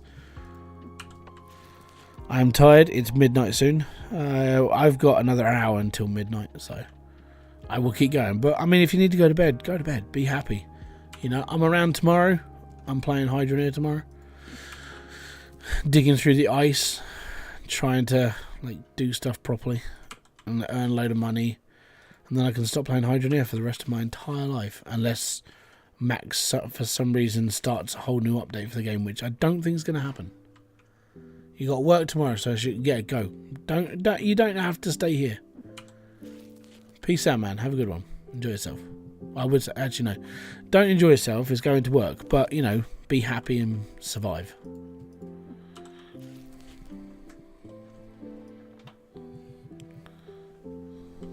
32, done. So that's all the basic card sets done. Now we're into like the slightly more expensive game sets, which is fine. Defo agree with simulation games. After a busy shift in a hospital, I can just relax and pick another job. Yeah, exactly. Surviving so I can buy tea. It's not massively expensive. I think this game's like £8. I don't know what that is in your currency, so it's not massively expensive.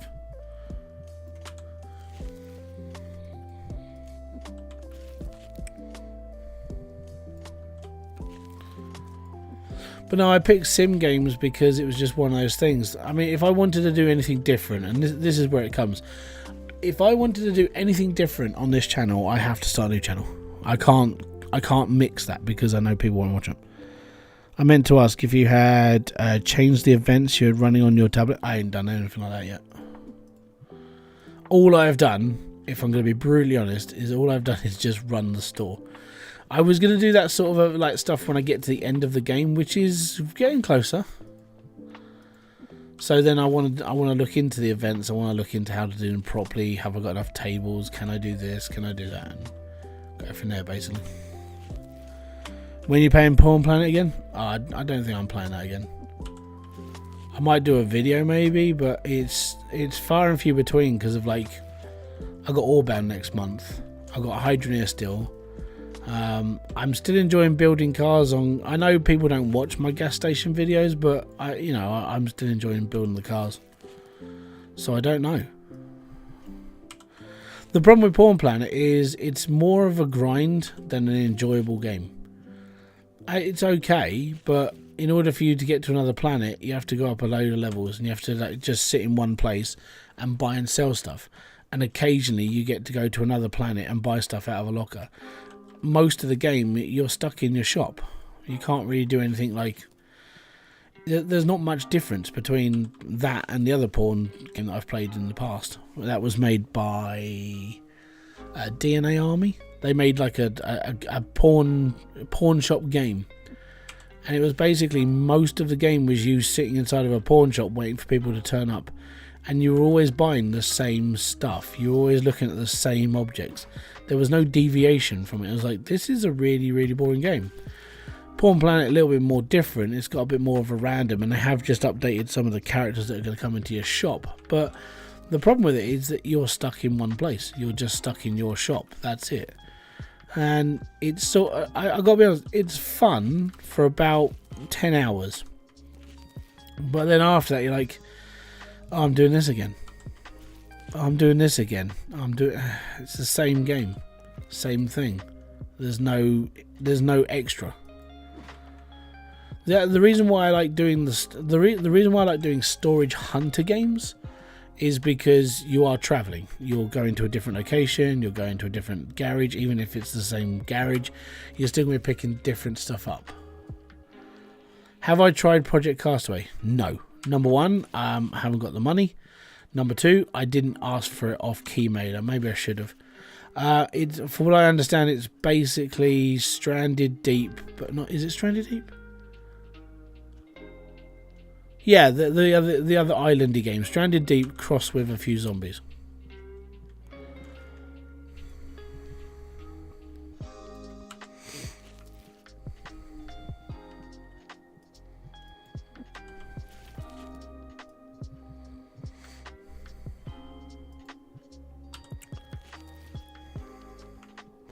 Yeah, but it's better. Oh, okay, I might look into it then. I'll see what I can find.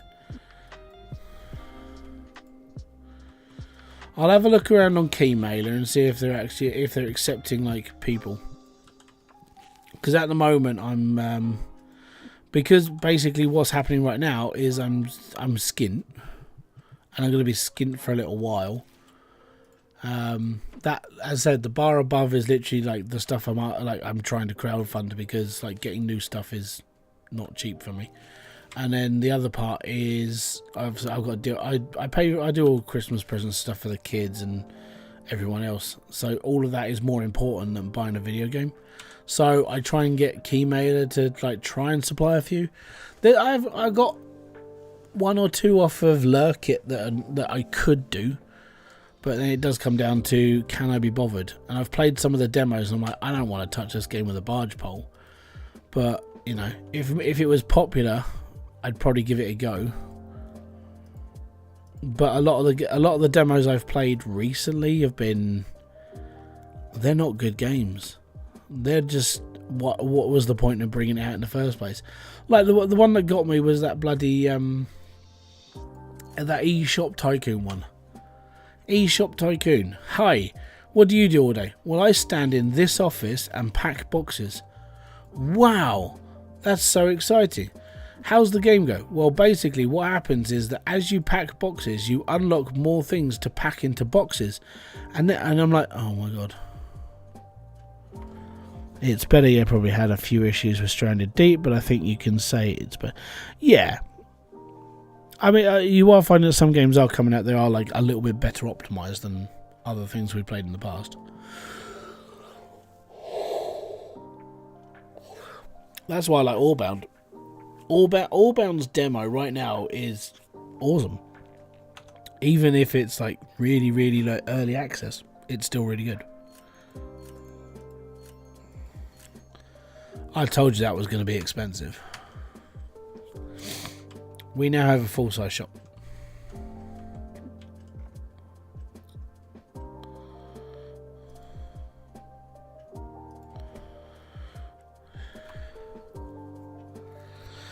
Can you get the card shop game on your phone? There's an idle version, yeah. It's not this exact game, but it's very close. And it's more of an idle pusher. My kid plays it.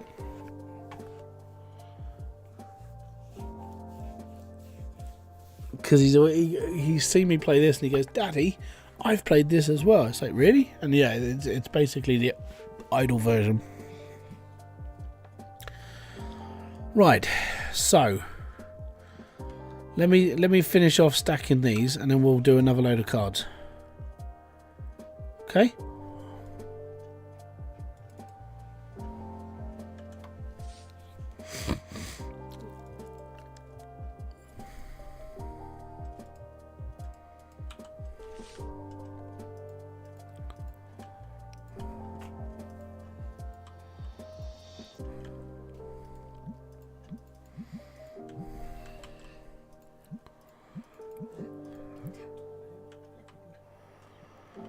Off to work again. Have a good one, mate. Catch you later. Cool. Have a good. I can't say have fun. I like ending my conversations with have fun but like most people don't get to have fun at work, and it sucks. Working sucks balls. After spending like 20 odd years in retail and factory work, I don't envy anybody. Unless you really enjoy your job, that's fine. But the jobs I've worked in the past have been brain numbing, to say the least.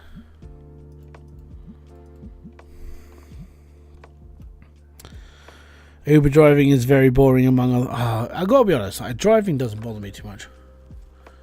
If working did not suck, they would not pay, though. We would pay. Well, no, not necessarily. There are jobs that genuinely people do enjoy having. Like, for me, like an ideal job for me would be, I don't know, working in a... Well, actually, I would really enjoy just working in a card store and talking to geeky people. Like, doing this as a real job would be pretty cool for me. There was like, I had a few ideas of what I wanted to do in life, and I could do one of them as a reseller from home, but I always wanted to own a second-hand store. I don't know why. It's like, you could do this. It's like, yeah, you need a store. Yeah, okay, I get a store. The problem is rent. Rent is just atrocious where I live. Like, for anything like that. You can still have fun with colleagues and customers. Yeah, like the people I spoke to where I used to work were all right. They're all pretty solid. The only downside to where I used to work was everyone was quite common. So what you're hearing right now is like my bog standard talking voice. So if I speak to anybody, this is how I sound. When you're talking in a factory though, you always talk like this. So you drop all your letters, you sound really common, you sound like you're from the back street of London, right? Because everybody talks like this. You drop all your letters, you don't pronounce nothing, and half your English is screwed. But when I'm talking normally on a stream, this is how I normally speak. So yeah, it's very different. Working for yourself, yes, I agree. Working for someone else, company is kind of breaks down. Yeah, my dad gave up working for people and started his own business because he didn't like working for other people. He just got bored of it.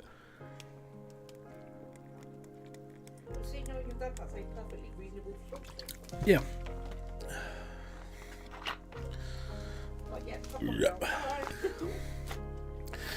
But yeah, I would say that like working where I used to work, which is factory, it was like that ruined my accent. Yeah.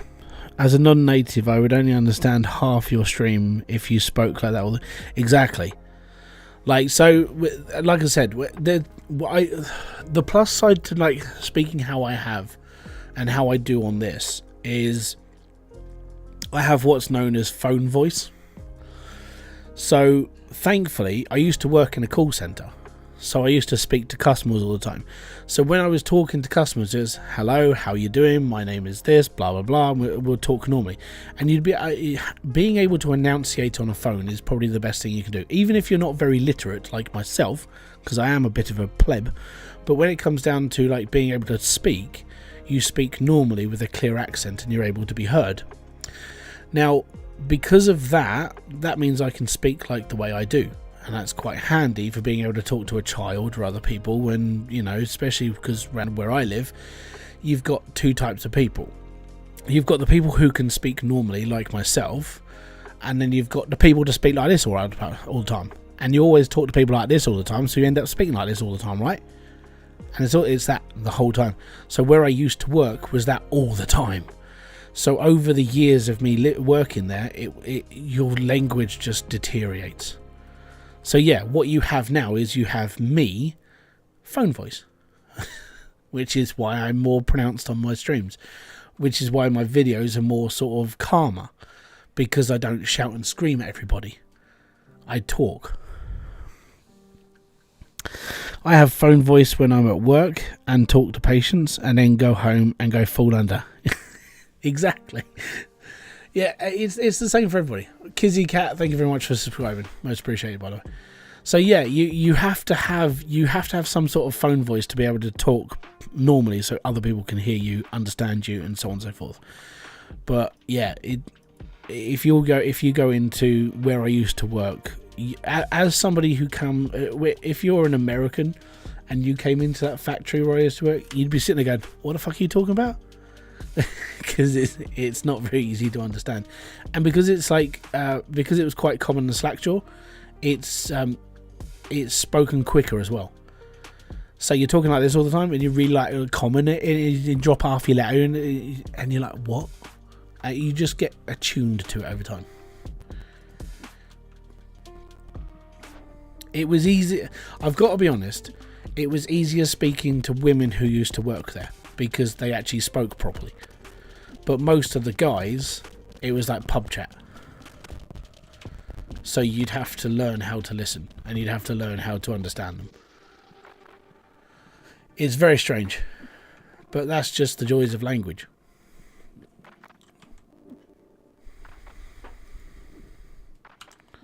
Like, Kerry's quite well spoken, because Kerry does come from council background, but Kerry comes from grammar. So Kerry went to grammar school. She has a higher education, so she speaks predominantly like more as like articulate.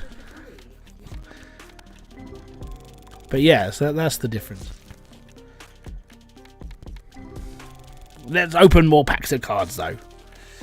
But yeah, I think I do a good job with people being able to understand me most of the time.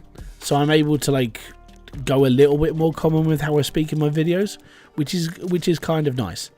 It's, you know, not being able to like think about what I'm saying all the time is quite handy, especially because I just rattle off sometimes. By the way, I don't know if that was luck or I've just opened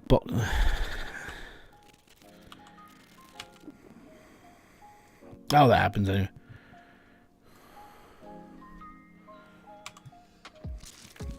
Trying to catch up on some streams of this, but its spoilers never hurt anyone. I gotta be honest, like the spoilers in this game are very far and few between. Like there's not really a lot in it to spoil.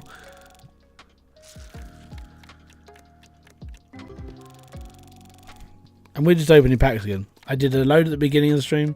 Now we're coming to the end of the stream. We'll do another load. And then I've got to do a video where I want to rearrange the store, but I'm going to have to earn a load of money first. So I'll probably be grinding this over the sort of weekend, maybe. One more pack, that's all I need. Yeah, exactly. It's like crack cocaine. Just one more hit, man. One more hit and I'm fine. I'll stop, and I never have to do it again. With this, it's one more pack of cards, and we might finish the collection. Like 10 boxes later. What I was thinking is, because I've now extended the whole store. This is how bad my brain is, right? What I was thinking was I was going to fill the whole store with shelves, fill every shelf with cards, and then take every single pack of cards off the shelf and do a video of me opening every single pack of cards. That's a lot of shelves, by the way. So I don't know. I don't think it's going to be worth it, but, you know. Could you also try opening the booster packs? I don't know. I've tried. I don't think you can. Give me a sec though. I'll do this. I'm pretty sure you can't open them though.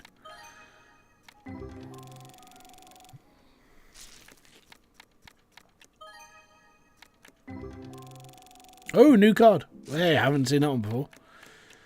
I've seen variations of that one, but I haven't seen that one before.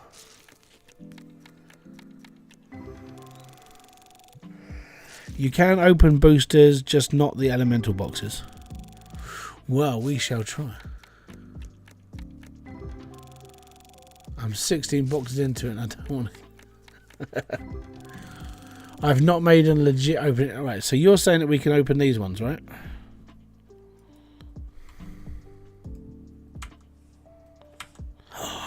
Oh no!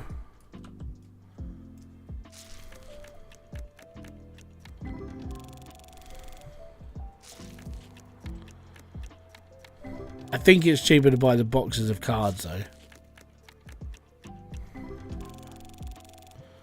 Give me a sec. Goodbye booster packs, hello empty shelves.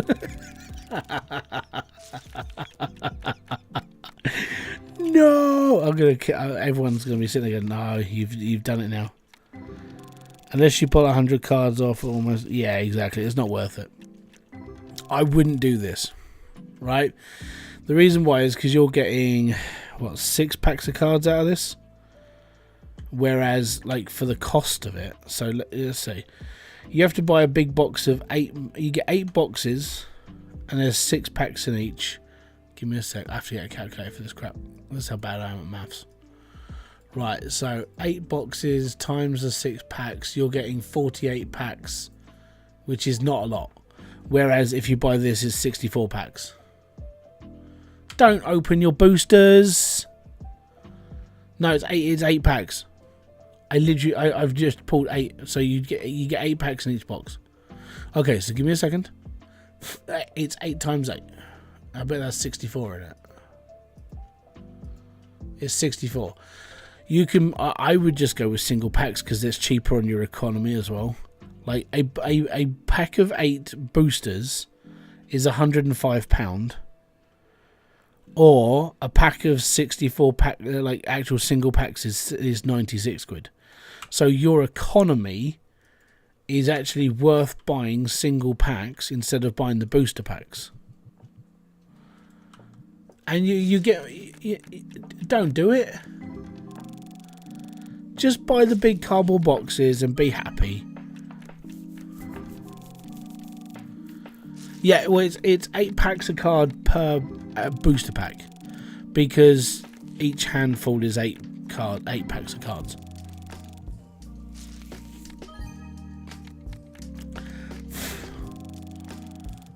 So it's the same amount of cards. It's just you spend more on booster packs.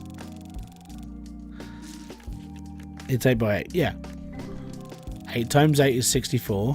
In a big box of cards, single packs are 64.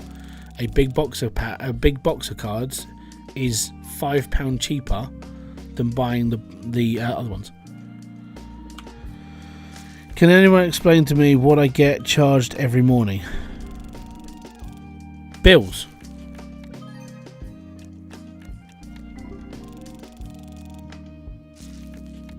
You have to pay for rent and your electricity. Unless you're talking about real life, and then I don't know. Don't know why I thought it was 9. I don't know. It's 8 because it's a whole handful. It's annoying opening the boosters as yeah, you got to deal with the extra animation, you got to deal with the extra cost. Why would you do that to yourself? That's just pointless. But can we open anything else? Like, can we open these ones? No, I can't open. I want to open a big pack. Now I'm annoyed.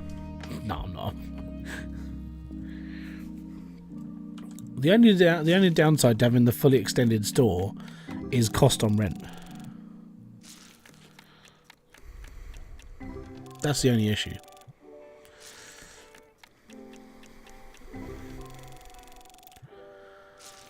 Oh dear.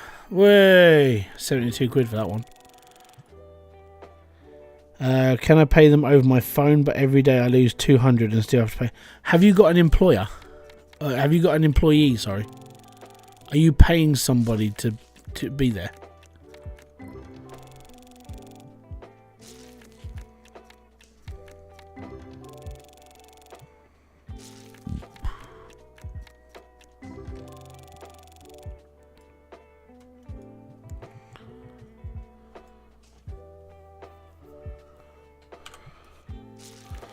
Is there any penalty for not paying the rent?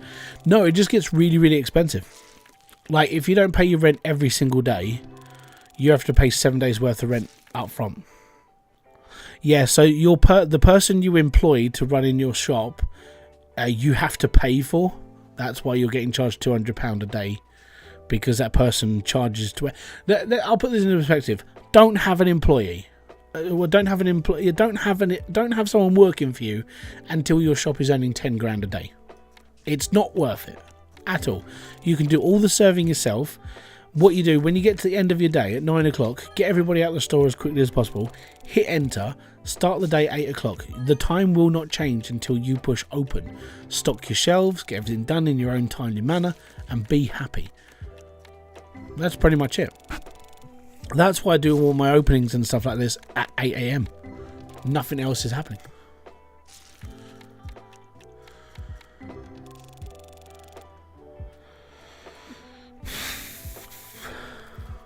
We're done this one. We didn't get anything special out of that box. Nothing. I wish the no hand limit mod was updated. I kind of want to open. So this is the problem with mods, though, right? Because the guy that's running this game is literally like updating the game every day at the moment until everything is done, and he's working his butt off. Every day is like another. We're in version 4.40 now. 4.0, and it's like he's going well quick. How you doing, Paul?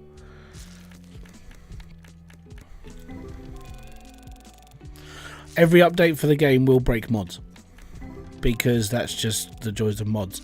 They're built on that version of the game, so if it gets updated, they break the mod. I don't care, they're merely quality of life. Yeah, I mean, this is why I went for the speed option in the options, just speed up anyway. But yeah, I do agree. The whole the mod thing is a pain in the ass until the game stops getting updated. Yeah, because the modders have to keep on top of it.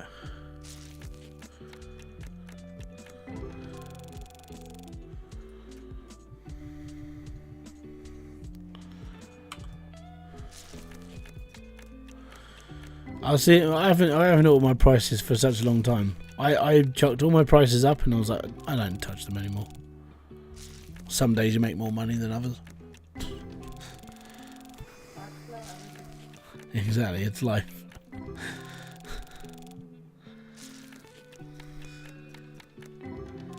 But you can guarantee that you will never earn less money than you spend in this game. You'll never do it. You're always going to make more money, because that's the joys of the game. It's programmed to give you X amount of money per day, depending on how much you spend on your shop. So to put this into perspective, my rent on this store now it's probably going to be like £850 a day because of the full extension shop. So there'll be enough people coming into the store who will pay the rent on the store, the electricity bills, and maybe some of the card redos for the restocking. and that's it. And then your money comes from selling more expensive stuff. I have it set to around the nearest dollar. Oh, I just click like average price 20%. Done. I don't care about the pennies. I'll let them off if I feel like I can just get by. I'll just let people off of like 10p, 20p here and there. Or if it's like £6.72, I'll just take £6.70 and they can have the 2p profit. You know, I don't care.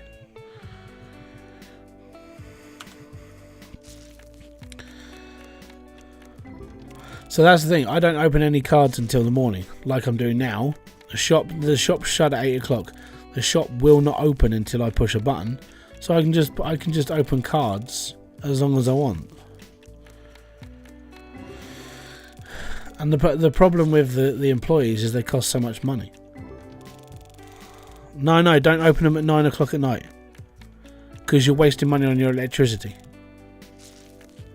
If you shut your shop, like as soon as all the people are out of your store, just push enter, get into the next day and do all your stuff in the morning. Because if your electricity, whilst you're ticking past 9 p.m, your electricity is counting up. Your electricity bill goes up. It doesn't matter if there's people in the store or not. So as soon as it hits 9 o'clock and it's easy, and as long as there's nobody else in your shop that's going to make any money for you, shut your shop down, hit into the next day, do all your stuff at 8 a.m. That's what I do. And you don't get charged for electricity in the morning because the lights are off. And the day hasn't technically started. I have solar and wind power. If only that was an option. I like the thinking though. Well done. That is the best answer to one of my no, don't do this. I have solar power. But the clock stops at 9 p.m. It does, but your electricity still goes up. And it's ridiculous. It is, and I know this is like one of those like taboo words on YouTube. It's retarded. It really is. It's stupid. Yeah, the clock stops at 9, but the meter doesn't. That's the problem. And it's frustrating. Because every time I've stopped you could do this now, right? Just start your game. 50 quid card. Right, so what you could do now, start your game up, play to the end of one day, write down how much electricity you used by just doing the way I do it. By like last customer out, push enter and done. And then do this as like an extra, right? Get to the end of your day, the next one, right? Open up a box of cards. Say it's only going to take you an extra 5 minutes. Then look at how much like electricity you've used. I'm still making 5 to 20 grand a day, depending on my. Yeah, exactly.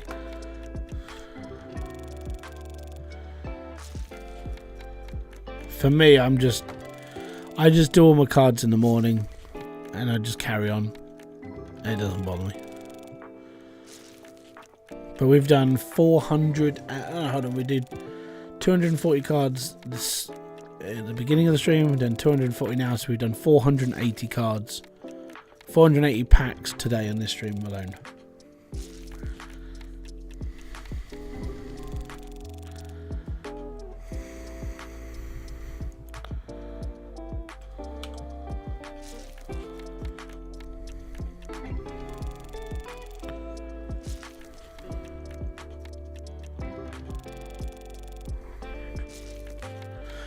How I saw that being done though, like the electricity thing, was that I had there's no one. I had to wait for like people to finish playing their games, and because I had to wait extra long time, the bill for the electricity went up. And then I was doing all my organising at night, so I was like, oh, if I stock the shop here and I'll do this, that my electricity was higher, and now it's down to like averagely I probably pull. I think my average electricity bill is about £27 now, because I do all my stuff in the morning. So I do all of this stocking stuff in the morning. I do all this in the morning, and it cut the bill. I was like, okay, cool. I'll cut the bill then.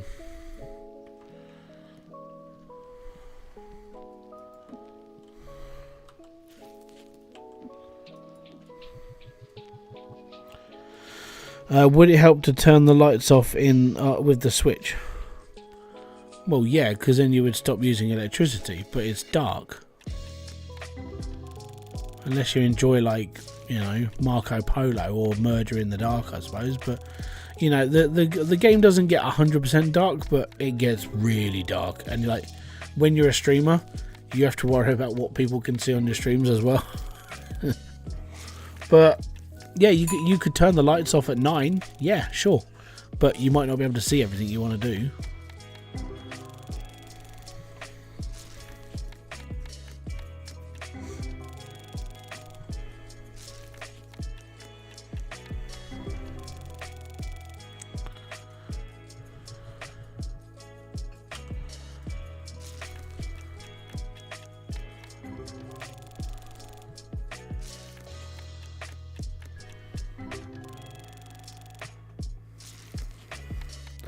I like the darkness.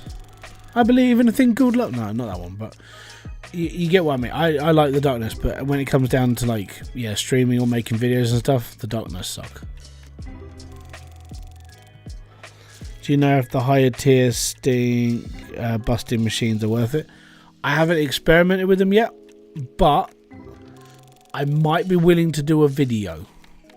But I need the extra money to buy it all first. Hey, the void looks back at me. Someone noticed me. I talked to everyone.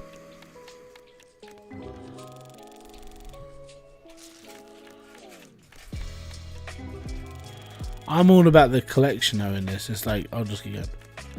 Yeah, I know, don't worry.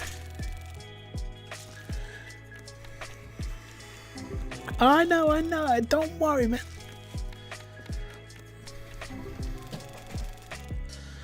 Hello, darkness, my old friend.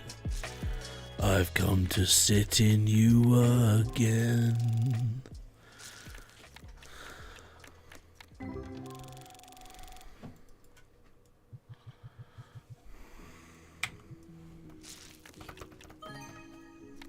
I haven't got that one.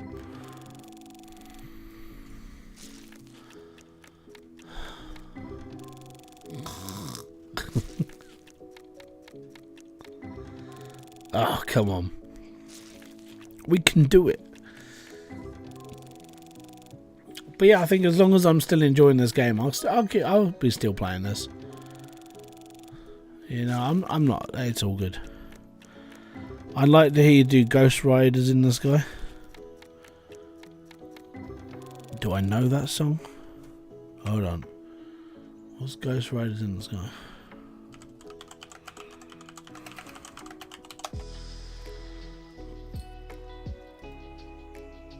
Give me a sec.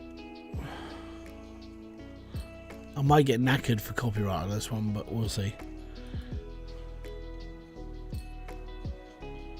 Oh, Johnny Cash. Okay. I can't sing like that though. It's the one from the Blues Brothers movie.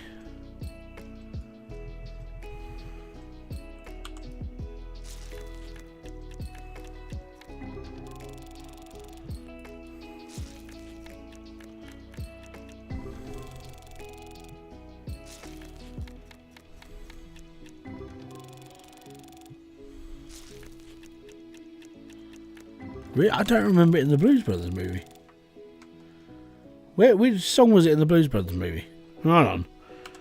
Blues Brothers, Ghost Riders in the Sky.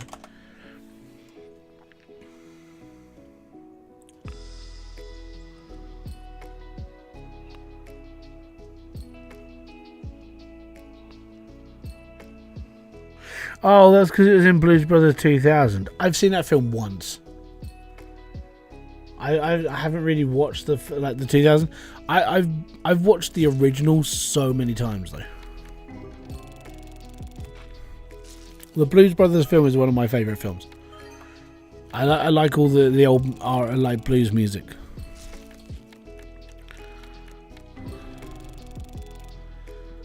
Yes, I'm an aggressive metalhead. But I do listen to Aretha Franklin.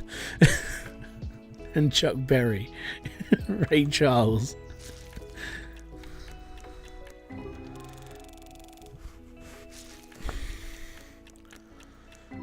Yeah, that's old school R&B. If you're a metal fan, Baby Metal, I actually don't mind Baby Metal. I prefer their backing trackers though, like the actual band. When it comes to the vocals, Japanese are able to pull off the whole like wacky like female vocals with metal riffing, but I prefer their backing band because I got to be honest, their backing band is fucking brutal. As a Brit, you got to listen to Sleep Token. I don't think I've listened to them at all. Could be on something there. I've never seen Baby Metal live though. I wouldn't mind seeing them live just to like go, yeah, I've seen them live.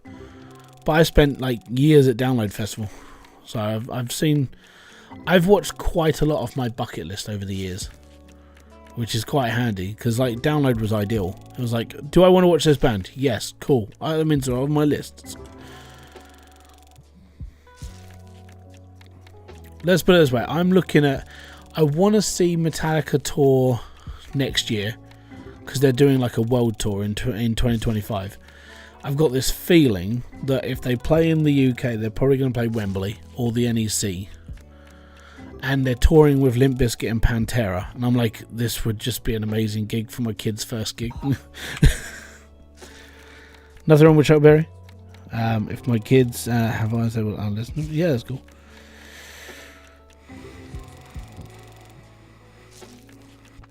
My fave modern metal band in the UK are Architects.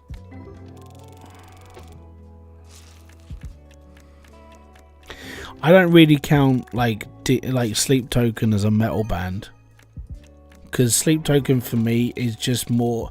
I don't know. It just doesn't sound like metal to me. I think it's just because I come from the era of nu metal, so I come from that version that nobody likes.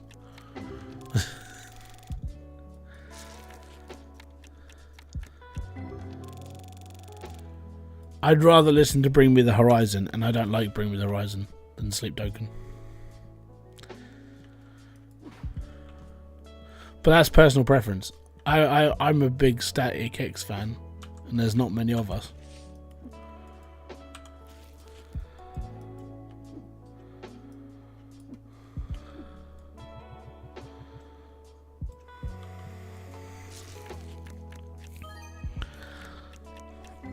What'd I get? Oh, yes. Another full art.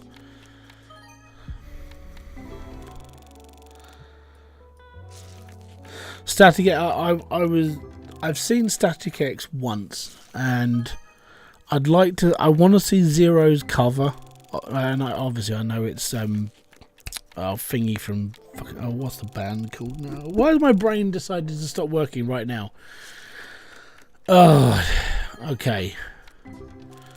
Now I've got to look it up.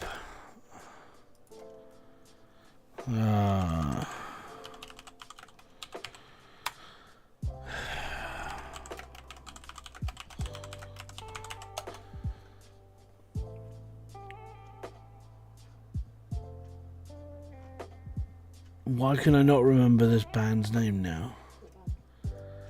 They sung Burn Motherfucker Burn. It's not Five Finger Death Punch.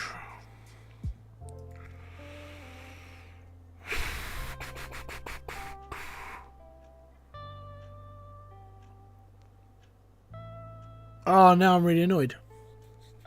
Oh, this is like...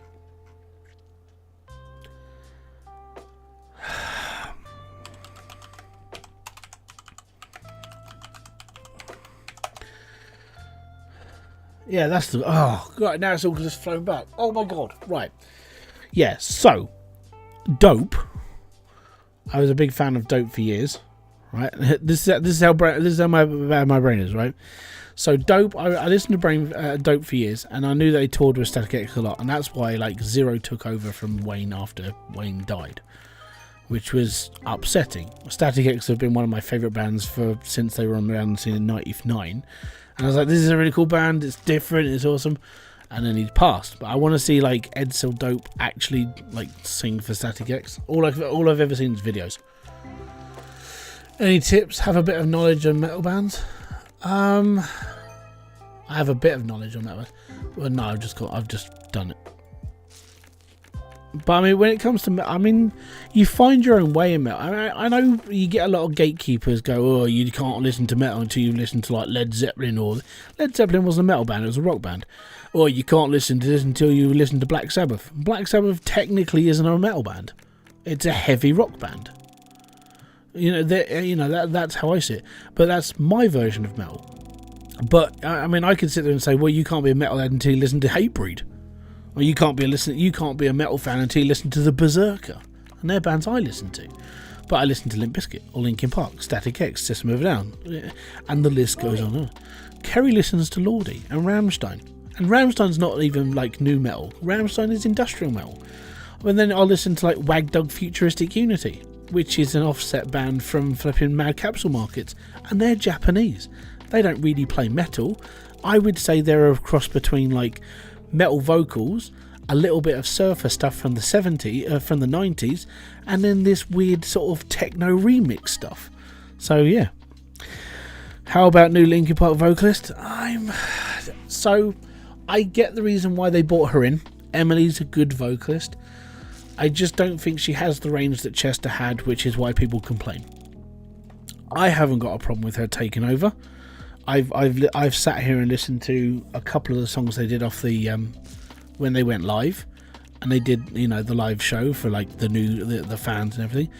My problem with Linkin Park is they haven't been Linkin Park since Meteora.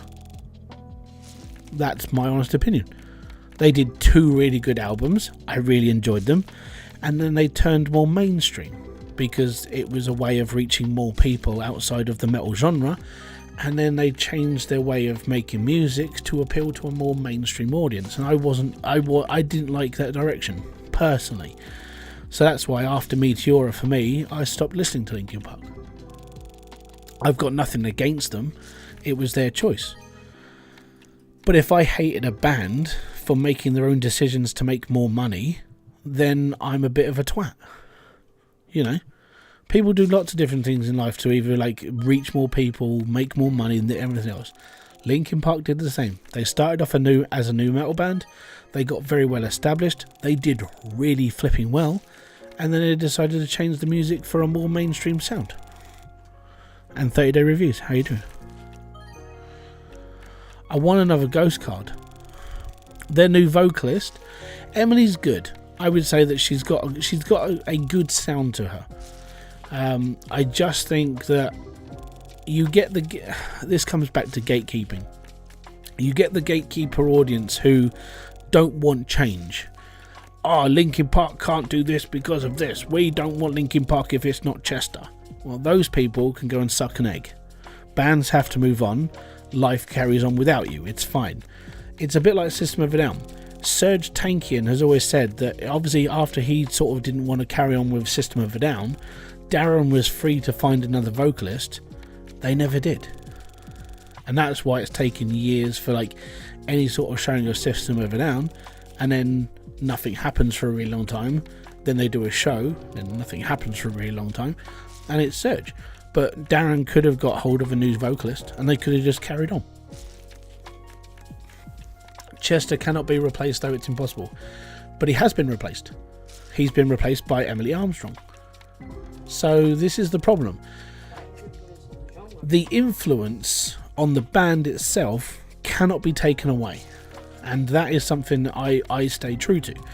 If you create a band like Slipknot and you bring in different members to play the instruments, that's completely fine.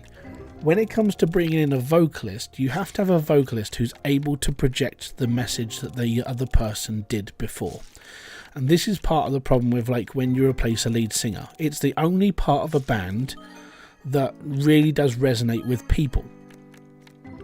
And the reason why is because you're getting that person's story. You're getting that person's life, and you're getting that person's feelings and emotions and everything else. So it's like, if I would say one of the more like emotional vocalists who like writes songs based on his own like life and everything else would be Jonathan Davis. Jonathan Davis, if you ever watched any of his like recordings from the early days when he made like earlier the albums, he poured so much of himself into the lyrics. He was crying whilst recording because it was just hard for him to do these sort of things. But if you then took like Jonathan Davis and he retired and he was like, I don't want to do it anymore, but they're free to do it to someone else, and they get like Fred Durst to come in and do it, it's not going to be Korn, is it? But if you bring Jonathan Davis back, the band becomes complete again. You get that emotional tie to the band again. And that's the main issue. With Chester leaving, Chester leaving Earth, it's harder to replace somebody who had such an influence on the style of music that was being portrayed by Linkin Park. And if you listen to some of the lyrics that he wrote himself, you can tell it was different. And it's hard to replace because Emily isn't Chester. So wait, are these real cards from a real game or knockoffs? Basically, the person who made this game created their own TCG. So all of these cards we'll be able to play with later on. But there you go. That's just the way I see things. The hardest one is listening to a band that has changed their vocalist, but then they carry on. Like Static X is a big thing for me because big fan of Static X. But when you have someone who took the reins and is just basically performing on top, it's hard to listen to unless that person has heavy ties to the band. Now Edsel Dope has a massive tie to Static X, being like one of like Wayne's best friends, so you do still get it technically, but it's still quite hard to listen to because it's still not Wayne. Yeah. Did you just trash all those cards? No, I they're in my collection. They're all in here.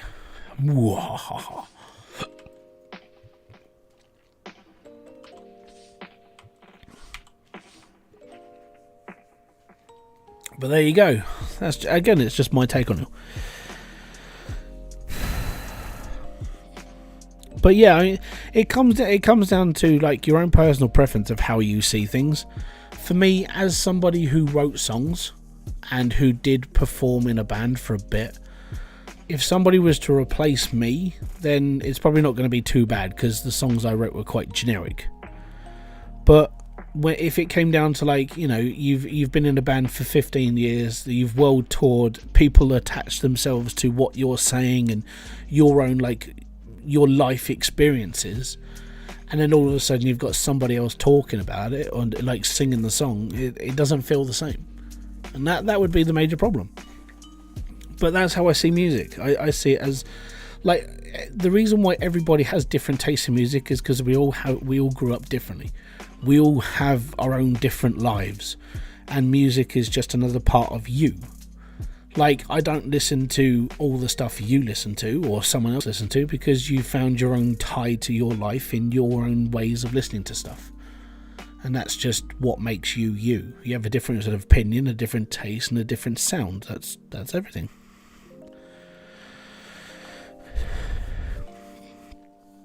Exactly. I mean, let's... The only way that Nirvana could ever come back, right, is if... Who's the guy from Puddle and Mud? I can't remember his name now. But... give me a sec. I can't remember, but like, yeah. I can't remember his name. Puddle of Mud. Wes. So Wes Scanton... genuinely... years and years and years and years and years ago, before the hailed crappy video that he posted out a few years ago during COVID, before then he was able to do some really good covers of Nirvana songs because he has that sort of like drony grungy voice that Kurt had. And I would say that if you were ever going to like do like a tribute band to like Nirvana, he would have been prime suspect number one. It would have been like, okay, he's got the voice, he's got this. He just sort of looks the part as well. But that all went up in smoke when he was, I think he'd just done a gig. He was tired. He was like partially drunk as well, and they did that live showing, and it was like the worst cover song ever. And if you look it up online, I think it still comes up now as the worst cover song ever. Give me a sec. youtube.com. Worst cover song ever. Oh no, apparently the final countdown by this band is the worst. I'm just going to have to put worst Nirvana cover song ever, because Beth and oh shit, they still keep coming up. Bev and Bob. Worst Nirvana cover.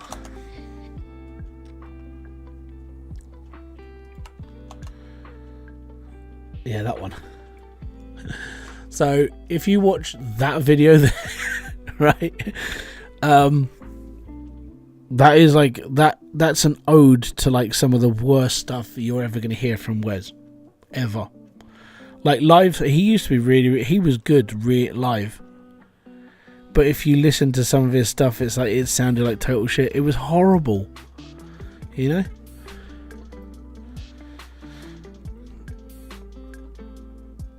That was I watched this. This was badass. They even memed his face, man. But yeah, he was. I think he'd just come off of a gig. He'd done this, that, and the other. He basically made loads of excuses, and it was all true.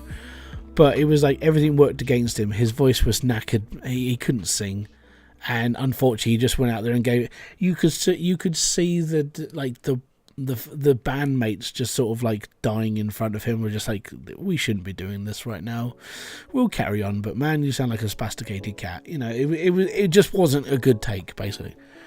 But I hope he learnt from it, and genuinely, like I said, if there were ever going to be like a Nirvana tribute, it would be him to sing it, because he does have that grungy sound that Kurt used to have. But yeah, I stopped listening to the Prodigy after Keith died. I don't know. The thing with Prodigy is that it wasn't always Keith that was singing. So Keith did a lot of it, but so did the other guy. Why can't I remember people's names today? But yeah, Keith and I will. Give me a second. I'm having such a bad day. Prodigy.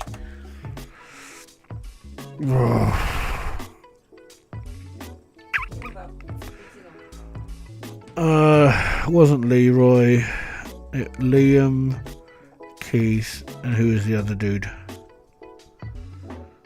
Maxim. That's the guy. So obviously, if you watch a Prodigy gig, like, you would see Maxim and Keith both perform. So technically, yes, Keith dying was a big part of the Prodigy, but Maxim did vocals as well, and that's why it's carried on, because it can do. You know, Keith was like the reason why the Prodigy became the big thing that they were. It was because of Keith. I do find it funny though, because of he was like punk and everything. It was quite fun to watch like a dance group have a punk vocalist, which was pretty fun. But then I remember doing a paper round, and this is how old it is. I remember doing a paper round, and I remember seeing like photos of Keith Flint when he was like young, and it was like, oh my god, like he's such an adorable little boy, and now look at him. It's like, you do realise that loads of people end up like this. It's not just Keith Flint. This game looks exactly like the supermarket one. Yes, but if you have any ties to trading cards, models, dice, playing cards, or anything else, you'll be happy in this world. And you get a massive ring binder full of cards, and they're worth money, and it's all good. Obviously not real money, but you know, you can build your collection of cards, and it's a fun game. Basically, it is Supermarket Sim, but with like Geek Emporium, and that's why loads of people picking this game up. So, my favourite from the UK was Iron Maiden, Led Zeppelin, the Rolling Stones, and Pink Floyd. So I've watched one of three of those bands. One of four, sorry. I watched Maiden at Download in 2000. What year was it? I can't remember which year. I watched a lot of bands at Download, and I was drunk for most of them. Partially. Iron Maiden, I did the most British thing I could at Donington though.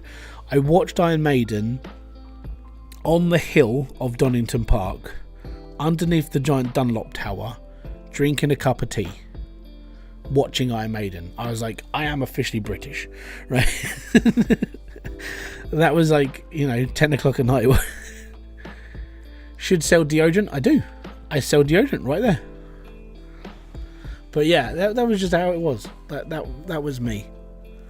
Download for me was how many bands can I tick off before I start getting too old for doing this.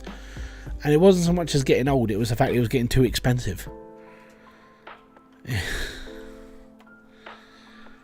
Like, I can't remember how much Download Festival is now, but Download Festival and Bloodstock are really good UK metal festivals. And I used to watch this band called me and Kerry used to watch this band called Beholder, and it was fronted by Simon Hall, and Simon Hall is one of the organisers of Bloodstock. And it's like, I've literally spoken to this guy face to face. I've hung out with him, and he's one of the runners, and this is such a cool day, But you see him, he's a big guy. He's like, I think he's 6'4", big beard, lots of tattoos. One of the nicest guys you'll ever speak to.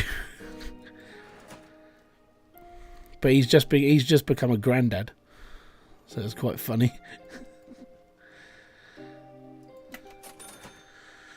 I still like Fat Boy Slim.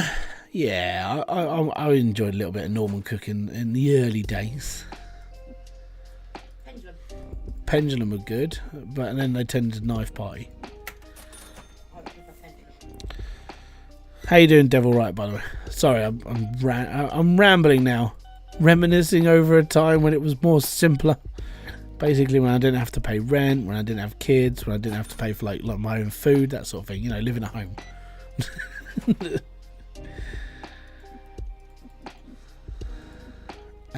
50, 60, 70, 80, 90, that's 60. I'm doing this wrong. Done. 7. So I'm gonna be really slow now because I've lost all my focus.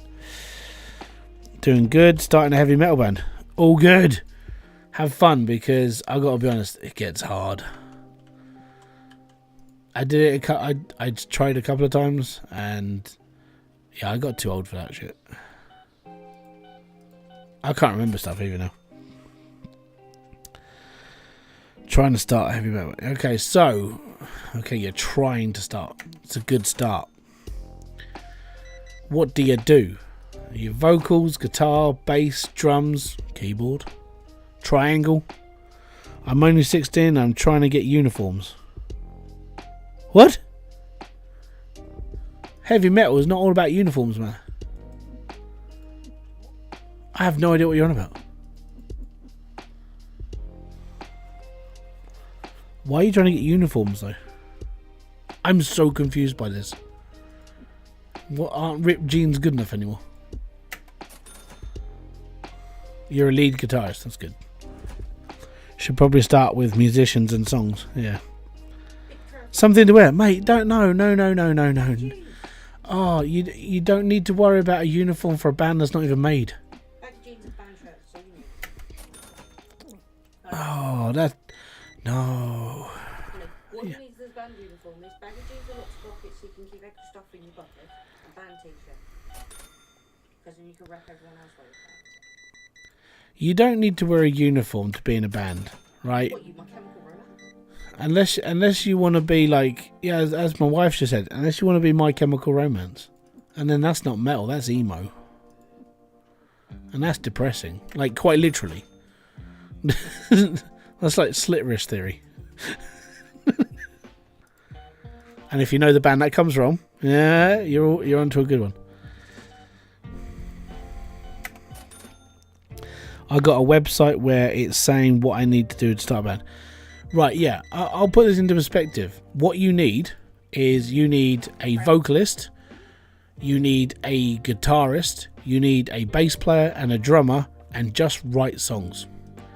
Get the creative juices flowing and be happy. Don't worry about what clothes you're going to wear.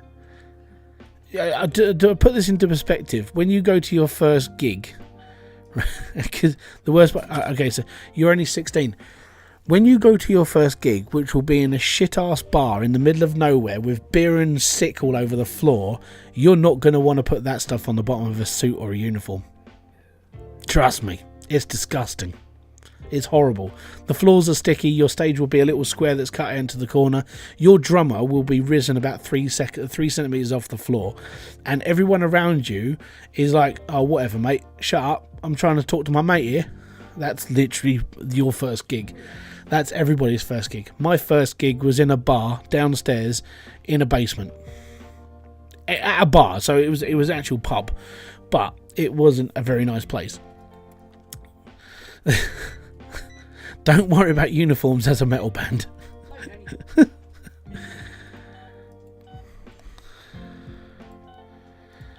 Metal is just dirty.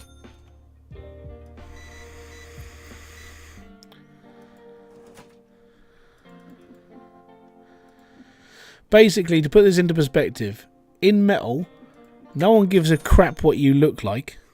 They just care about the music being good. That's it.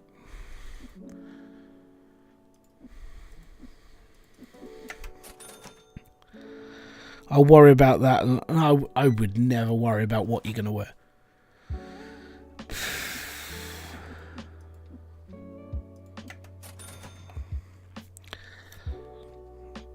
Yeah.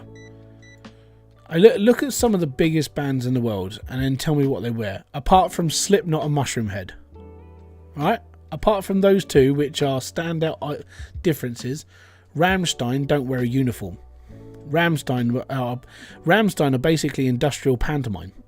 So everything they do is set. It's a stage presence.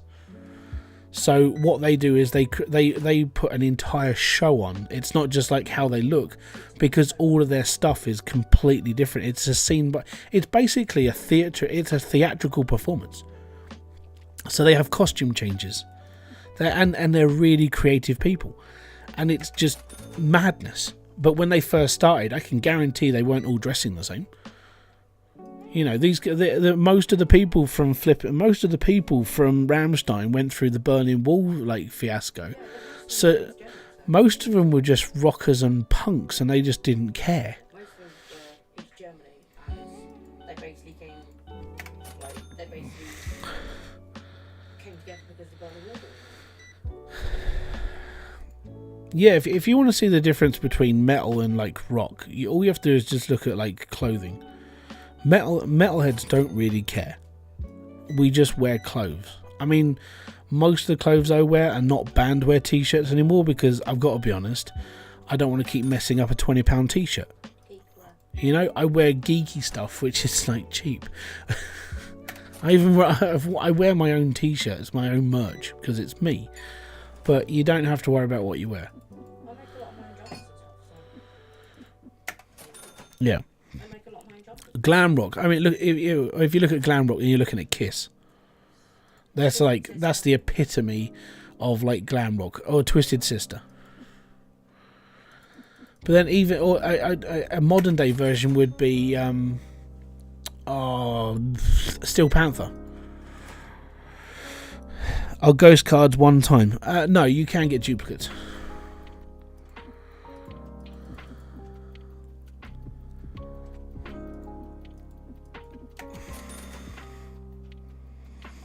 Yeah, Ghost. I mean, Ghost went down the whole.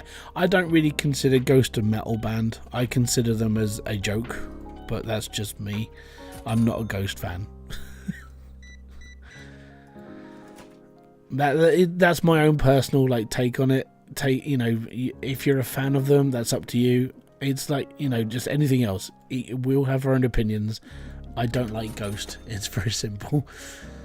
Modern version of Twisted Sister. No. Twisted Sister were entertaining. And they didn't bore the shit off me. Alice Cooper. Yeah. Alice Cooper. If you look at his entire stage show that he does with his daughter.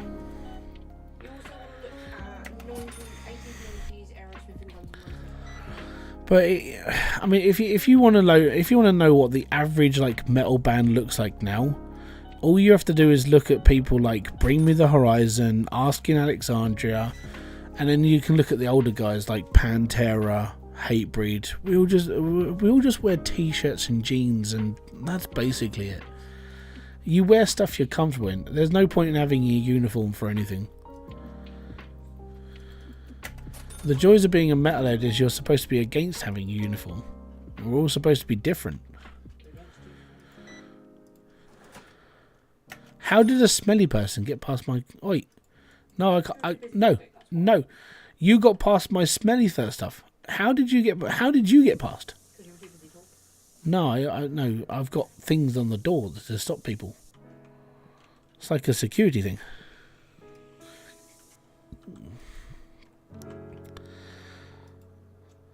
ABBA mixed with Alice Cooper. Yeah. That's glam metal. I'm sorry if you're shitting on your parade, mate. If you want to find out, like, no, it was more because they were more like them, weren't they? Like, Guns N' Roses and Aerosmith. But so the main thing you have to consider, like if you're going to do a band now, the thing you have to do is focus on the music itself. Because what you're seeing right now is a lack of like you're missing a lot of core stuff in rock and metal. It's all turning very generic, and it's like, do I really want to keep listening to this, or should I listen to older stuff that was genuinely better? And I don't care what genre of music is, that's the same across the board, because now it's all becoming a lot more sort of like easy listening, and it's all balls. You know, all you have to do, when it comes to that, all you have to do is look how big Taylor Swift is. And she's an absolutely massive superstar of the music world. All of her songs are about choosing the wrong person she was with. It's all very generic.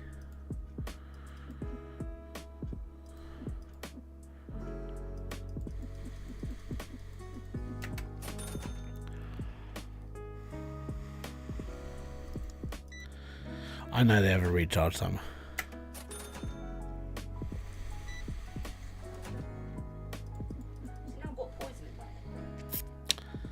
Oh dear, you might want to get yourself a lobotomy. I blame you.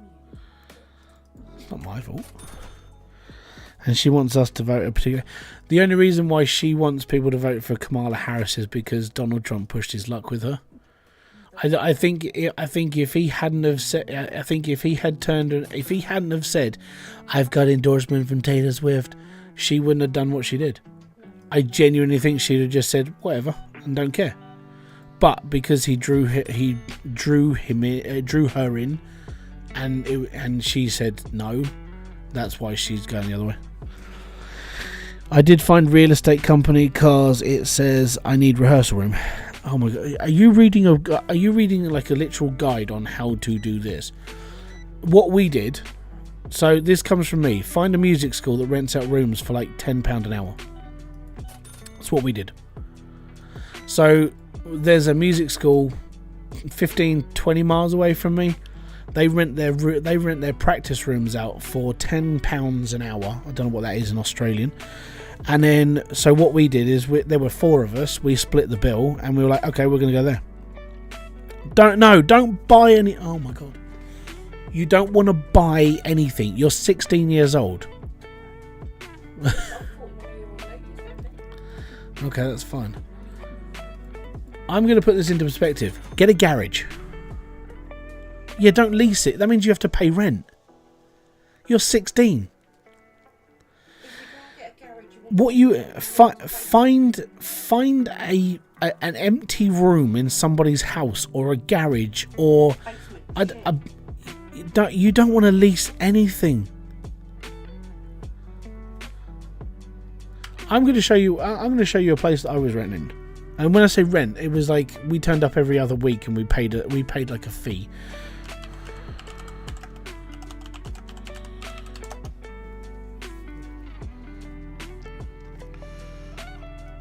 Bum, bum, bum, bum.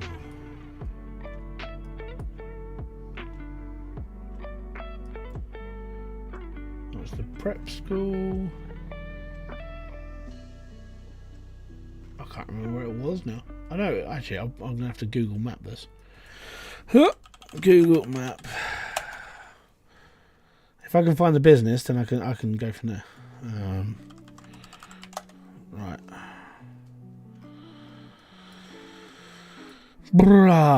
So that's Sainsbury's. That's the Ring Road.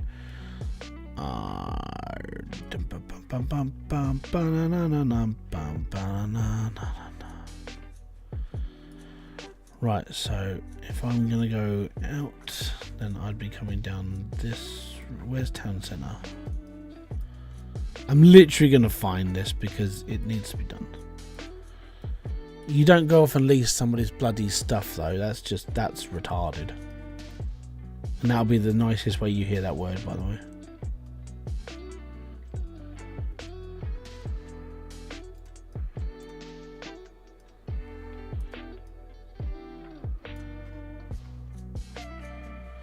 I'm looking for the bloody industrial estate next to Ashford.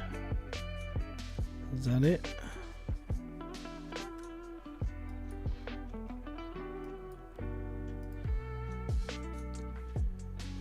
That looks it.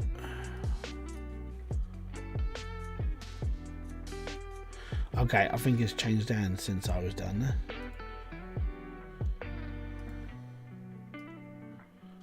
Oh no, that's a different place.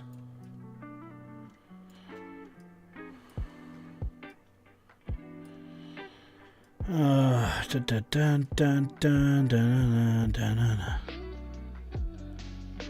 no, I think it has changed hands because that's no longer what that was where I used to go, which is now it's now a car shop. But basically, what they had 4 practice rooms. It was a music school, right? So it was a music school. And basically what they would do is they would rent out their rooms for £10 an hour. That's all you need to do. You don't need to go off and lease a house or a room or anything else. You can literally do this just by going, oh, you know what? I'll do this and I'm fine. But you don't need to go off and lease a building. Oh my God, that's like, is this game available on App Store? There's a version of it on App Store. It's an idle game. I don't care about the 50p. She can have it. But yeah, so this is what you want to do. You want to find a music room. No, don't. No, don't buy anything. Oh my God. How did you get 12.5 grand as a 16-year-old? That's more money than you should have, technically.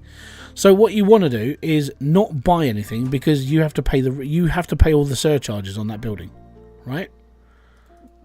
Okay, so here's a big thing, and I'll put this into perspective right now. If you're looking to buy a place or lease a place, which is the worst possible thing you could do at a young age, you're not just going to be leasing the place. You're going to be paying all of the bills. So if anything breaks there, you pay for it. All the electricity, you pay for it. Everything you're going to use, you pay for it. If you rent a room at a music school, which costs you like £10 an hour, then you don't have to pay for nothing apart from the rent money you're paying on that. I see it's called TC Card. Yeah, that's basically, it's the same game, but it's an idle game. So you just basically rack up cash and build a store. Yeah, don't do that. 12 and I wouldn't even be renting or buying a property at that point. I'd be like, no, because that means I have to pay for everything. This is the difference between owning stuff and renting stuff. If you find a little practice room, you'll be fine. You're right, because I need to get the guitar. What you need? No, you don't. Every musician will have their own equipment. Okay, I think we're going to have a long chat. And it's going to be... I'll lay it out for you of like exactly what you will need and what you don't need. Give me a second. Right, I'm going to... Yeah. Cool. Let me just save. And we're going to have a conversation. Do you know how to play? Yeah, so there we go. Right, let me just go into my chat screen. So, okay, that's the end of this stream. But now we're going to have a conversation. I need something to just put over the top of this. Okay. You're 16 years old and you have money. That's completely fine. Don't worry, that 12.5 grand will disappear very, very quickly. But This is where we're going now. Okay, you're 16 years old. The best thing you can do right at this moment in time is find a music studio or a music practice room that rents its rooms out for a small amount of money. If it's $30-40, your bandmates will pay their share, don't worry. What you want to do is you want to find bandmates. And if you're looking to build a band, this is where at first you need to find a vocalist, you need to find a bass player, you need to find a drummer, and you need to find a guitarist. You're a lead guitarist, not a rhythm guitarist. You need both. It does help. Now what you want to do is, before you start throwing money around, you want to find musicians to play like songs with, and if you get on with them, because being actually with people you're either going to like or not like, you need to find people you like to be able to keep this band going. Even before you spend any money, you need to have like to sit down, chat with like what people are actually expecting out of this band and what they want to do with this band. Now I assume as a lead guitarist you already have a guitarist. Guess what? Anybody who plays drums would normally have a drum kit. If there is a bass player, guarantee they probably have a bass player, and they probably have their own amp as well, so you don't have to buy any of their equipment, which means they'll just turn up to practice. No, you're not buying anyone else's equipment, they already have their own. So starting fresh means you have to find people you want to play with to start with. That's where you need to start. You need to find musicians that want to basically collaborate with you to build a band. That's it. And if you're starting fresh and you don't know how to play an instrument, you might want to learn how to play the guitar first before you can even start putting a band together, before you even start looking into renting a place.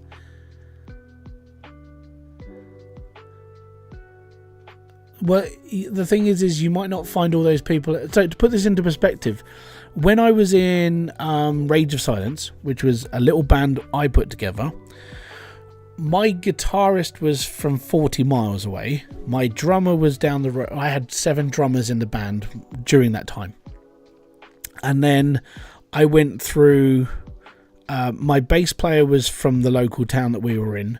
So we had to travel within... I think our radius was about 60 miles from the actual practice place we chose. So that's just all of that people straight together. First off, what you would do is you would go down the pub, or a place of public, and you would go and talk to people and say, you would talk to the people you think that you're going to get on with. And if you don't have the same sort of like music idea, then that person's not going to be part of your band. You're going to look for somebody who can sort of like meld with you and create with you. And if you haven't learned how to play the guitar, then maybe that's what you should be doing. You shouldn't be thinking about having a band at all until you've actually learned how to play.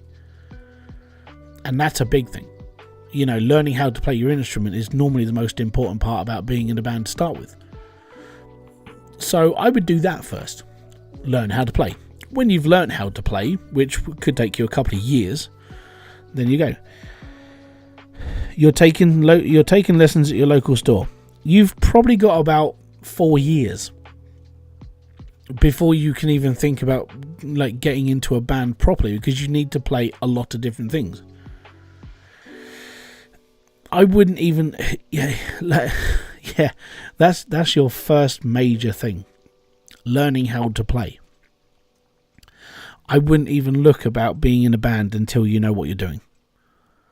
It's not even, don't even spend money. Learn how to play the guitar, buy a guitar and an amp, and practice your ass off for a good couple of years. When you've done that for a good couple of years, then find a place to practice. Right, so you find your place to practice, you pay a little bit of like money towards the place you're playing, so you know it's a rent per session, so not renting a building or a room. You're basically, you know, you're there to practice for a couple of hours and then you pay the people and you go off like a music school, which is ideal. Peace out, man, have a good one. I'll be back tomorrow. And then from there you basically build music for, I don't know, I mean, we spent 2 years. So we spent 2 years practicing, learning the songs. In that time we wrote basically an album's worth of stuff. And within that time it was like, cool, that's excellent. Well, during that time we went through 7 drummers. and each one of them had their own different story. Like, one of them was called Trevor. He went off and became a father of 2 kids. My other drummer was in 6 different bands, because drummers are quite needed. Unfortunately, there's not a lot of them. One of my drummers became a physics professor at a university, and this happened quite a lot, and I was like, cool. Yeah, we ended up with a guy called Rich, and we were with him for a year and a bit, and then, the band folded. But that was before we did our first gig. Well, that was after we did our first gig. So we did our first gig. We did it for a charity, so we didn't get paid for it. So all 2 years worth of effort, paying £10 each a session for a couple of years. And by the end of it, we did 1 gig. We had an album's worth of material, and then everything folded. And we all disappeared, mainly because my bass player's brother got into a car accident and he had damage. So after that, we were a bit shaken. Me and my guitarist tried to carry it on to another band. We basically found a drummer and a bass player from somewhere else, and we tried to go from there. Nothing came of it. And then a couple of years later, I got into another band, and I carried on from there. And then I wrote a song. Well, no, I wrote an entire album's worth of songs, and then we got one of them recorded and put onto YouTube.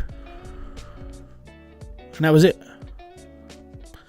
And that was 5 years worth of work from time to time being in a band.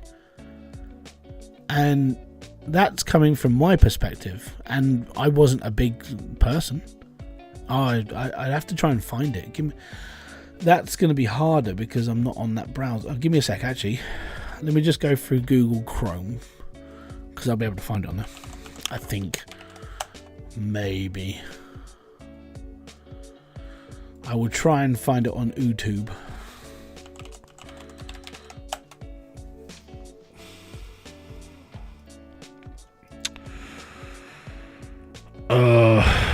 Actually, no, give me a sec. I've probably got it on my PC somewhere.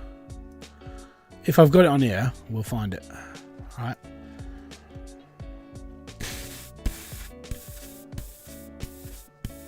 I'm not sure why that's on there. Ding, ding, ding, ding, ding, ding. Desktop photo, just kind of about. I'm looking for old band stuff. Photos, old days, old band stuff. Is it in there?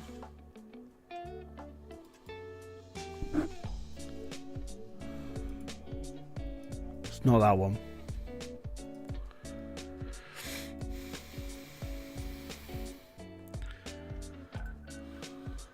Man, I actually have a recording of everything I've ever done.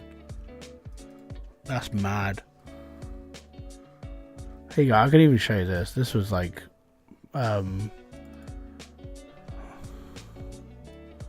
that was our old band.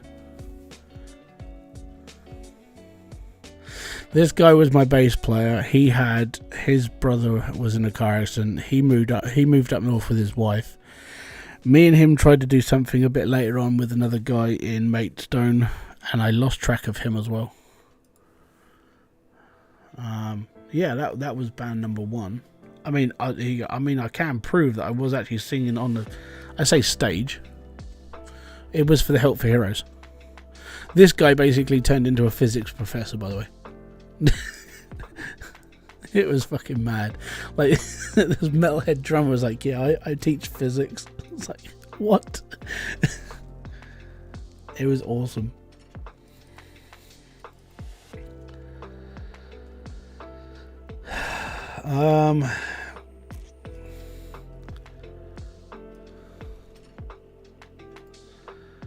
Man, I can't. I need to find that video. I think I might actually have it on Facebook. Oh, that's gonna be. Give me. If I'm going on Facebook, then I have to like try and mask this a little bit. Give me a sec. Because obviously, like, this is my real name and stuff on it. Dun dun dun. Videos. Oh, it's not on there. My videos.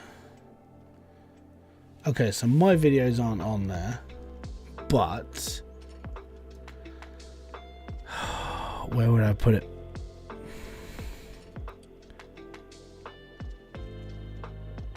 No, I only know one. Like, it's strange how like physics is a thing that like it happens on YouTube a lot. Well, it happens on like being in bands. You get a lot of intelligent people being metalheads.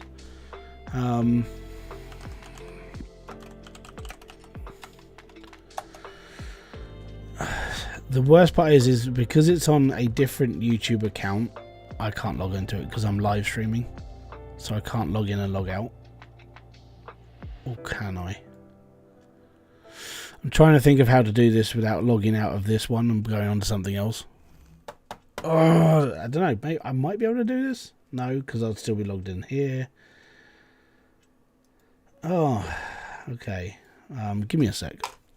I need to find the actual title of the video.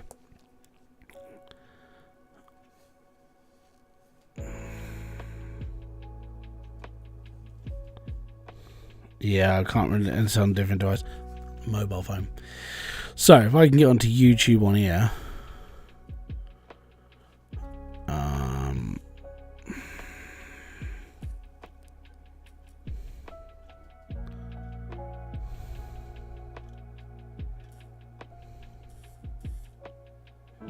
So when my phone goes absolutely crazy now. No, I can't do it on there. Because I can't access any other account. Oh, this is really a bum.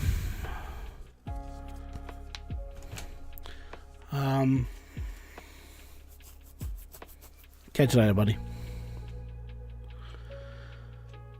Let me see if I've got it on here somewhere. Sub button, artwork, shortcut, music, video masks, resources. I would have swore it would have been in here.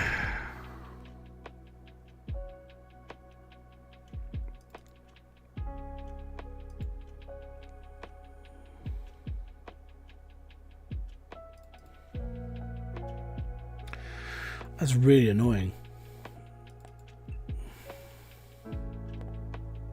Like, really annoying.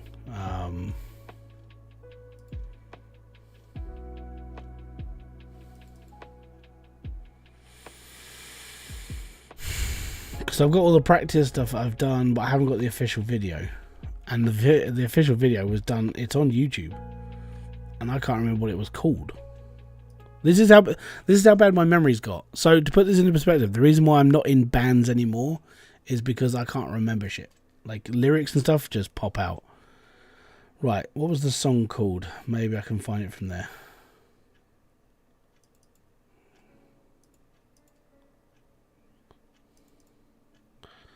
Alright, we have to go into a subfolder. Give me a sec. Subfolder.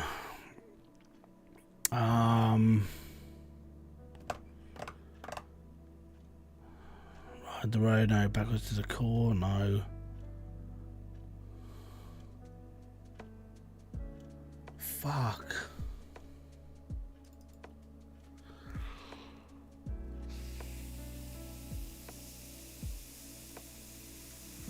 Oh, it's not good. No.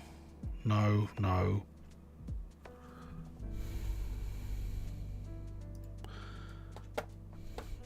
I'll tell you what, this is the most annoying thing. I'm going to have to try and find this and then bring it on to stream next time. Because what I'll do is I'll grab hold of a link. Are you more into heavy metal or rock? I'm more, I prefer screamy stuff. Like, the thing is, I've got quite a varied taste of music now, over my time. History. Oh. It's a shame I can't search by channel. I think it's called Backstory Metal. Where's the filter button? Filter. Or was it just called Backstory?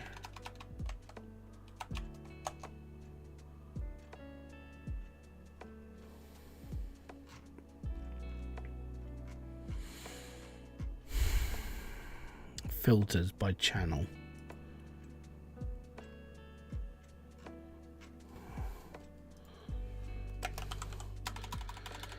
Oh, this is really annoying. Backstory metal.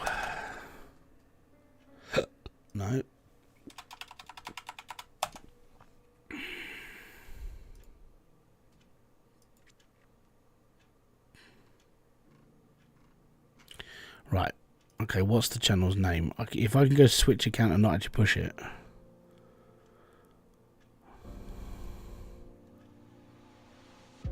Right. The channel is called Backstory.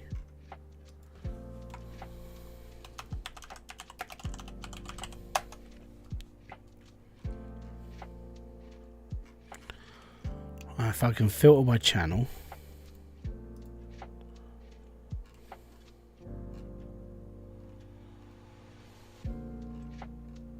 There it is. Aha! Aha! Found it. Right. Let me just turn off Spotify.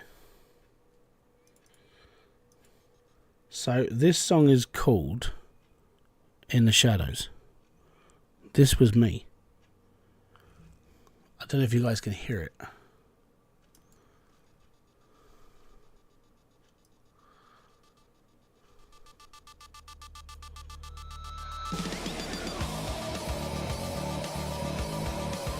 Can you hear this?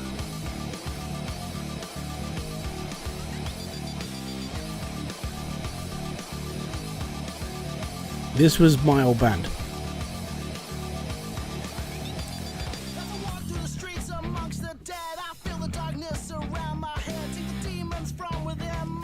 To corrupt the weak and pollute the world.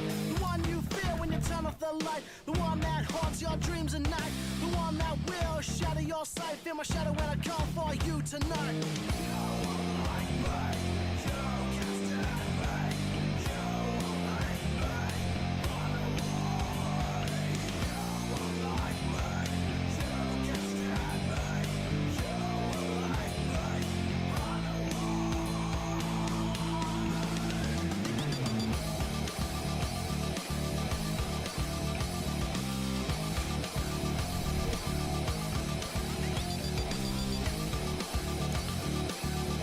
Yeah.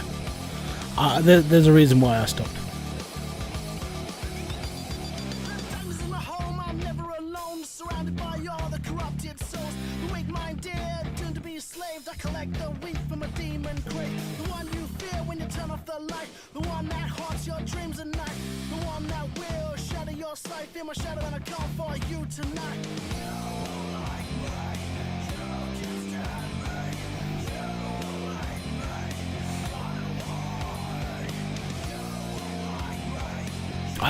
In my head I'm smiling when I hear this because we spent a long time on this one.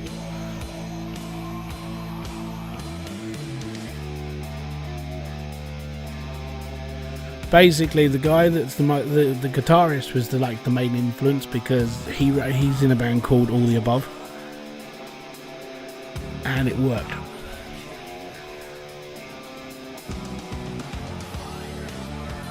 Yeah.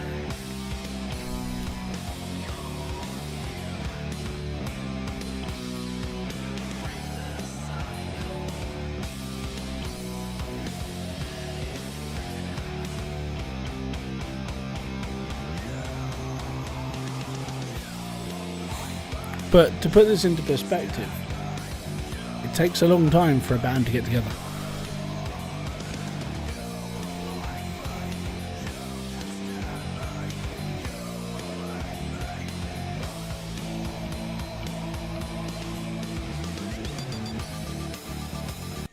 Well, there you go. So the reason why we stopped was because of me. And basically I was just about to have my second kid. So, because he was about to come, I couldn't carry this on. And then, since he's been born, I've suffered more with migraines. And basically, the medication I take knocks my brain out. So, every time I have a migraine, I basically black out for around an hour, hour and a half, and I come to and I can't remember conversations. And then it started to affect me having to learn songs. So I was learning songs because he got hold of me again. He said, look, we're having trouble with our vocalist. We'd like you to come and sort of try out. I was like, okay, cool. Yeah, send me some stuff and I'll go from there. And it got to a point where I was trying to learn these songs and every day I was listening to them over and over again. Nothing was sticking. And it basically turns out that my memory is affected by the medication I take. So I can't really learn new stuff anymore. because every time I learn new stuff, I keep forgetting it. And that's part of the medication. But even this, it's just one of those things. I'm getting older as well. And starting a whole new project when you've got like kids and everything else is not easy. So you just have to abandon things that you wanted to do in your life, and you take care of the things that are around you. That's just how it works. Give me a sec, I've got to shut the window.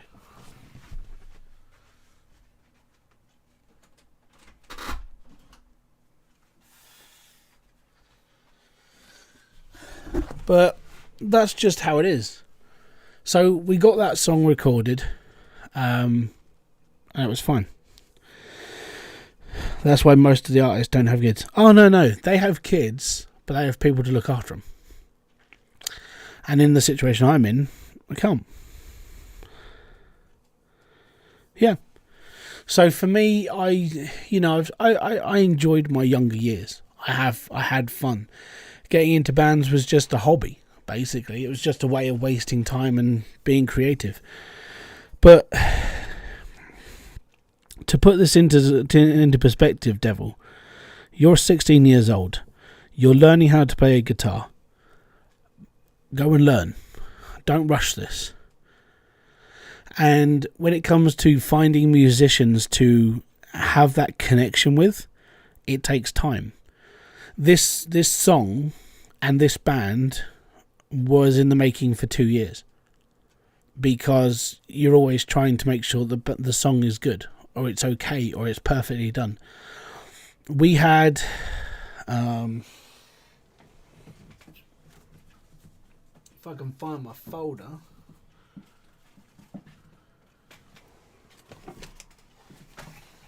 Nope.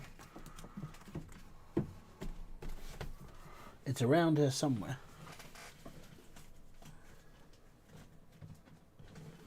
Oh, we have to go deep.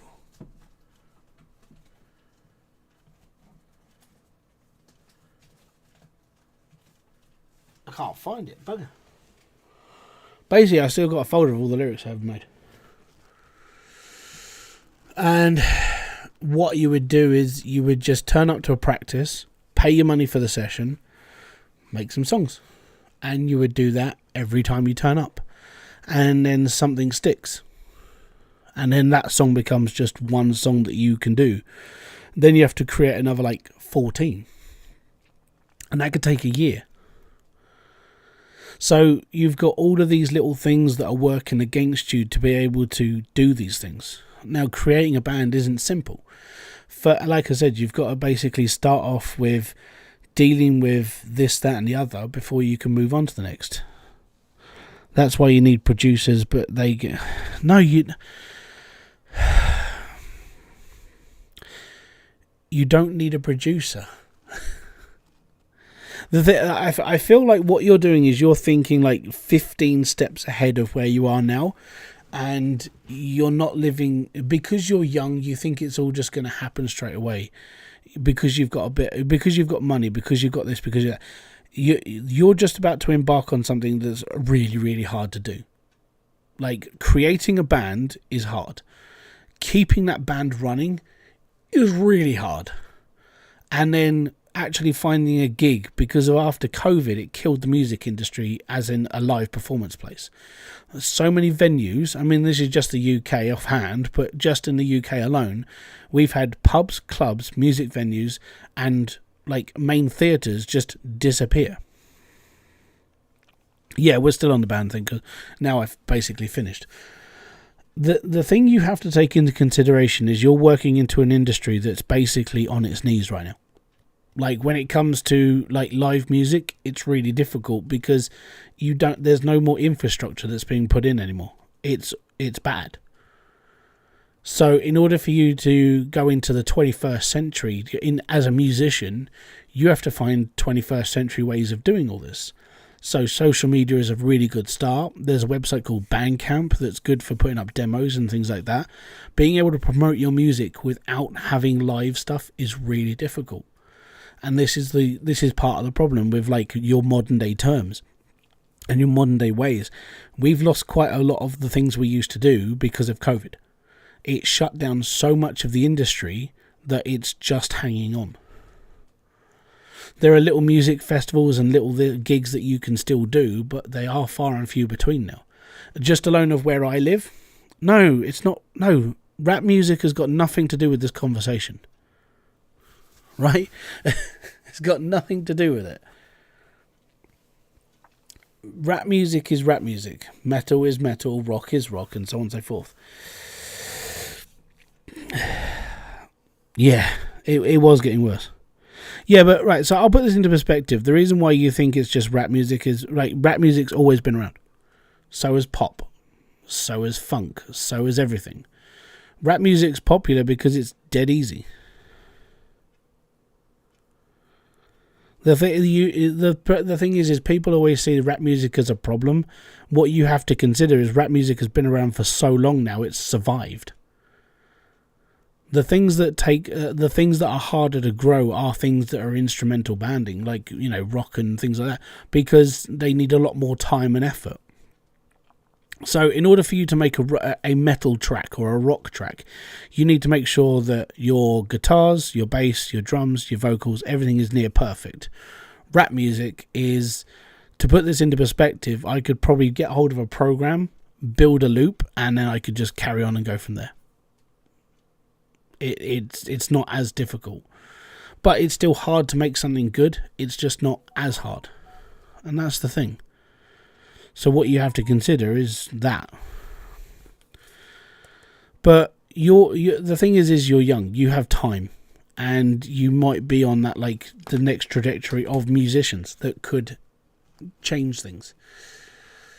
But my knees go weak to metal plus rap, and I'm a guy. I'm a big new metal fan. We mixed rap and metal. That's just how we got on. So yeah, my advice, Devil, and this is coming from a middle-aged guy now. All right, I'm middle-aged, like 40s middle-aged. Right, I'm not making it to 100. Let's put it that way. Coming from me, what you need to do is you need to learn what you're doing now, which is guitar. All right.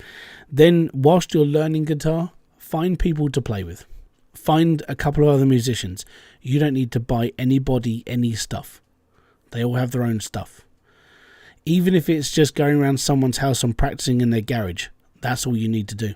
You need to just do the easy things, which is basically yourself, find a drummer, find a bass player, find a vocalist. Vocalists, by the way, are the easiest people to come across. There are hundreds and hundreds of us. And it's not difficult. And that's why there's hundreds and hundreds of us. But when it comes down to bass player, they're a little bit easier to find. Drummers are really hard to find. That will be your hardest part. Did you just tell someone that they are easy? Vocalists are easier to find, that's what I'm saying. And the reason why is because there's lots and lots of vocalists out there. There's lots of people who sing. That's the difference is vocalists don't take... It doesn't take as much skill to learn how to use vocals than it does to learn, like, guitar, drums, and bass. So that's why there's more vocalists around. No, you can't use your old school teacher. Because he's your old school teacher. Find people your age so you can grow with these people, so you can learn how they work. You don't take somebody who's you already know who's older than you, who used to teach you. That's just bad.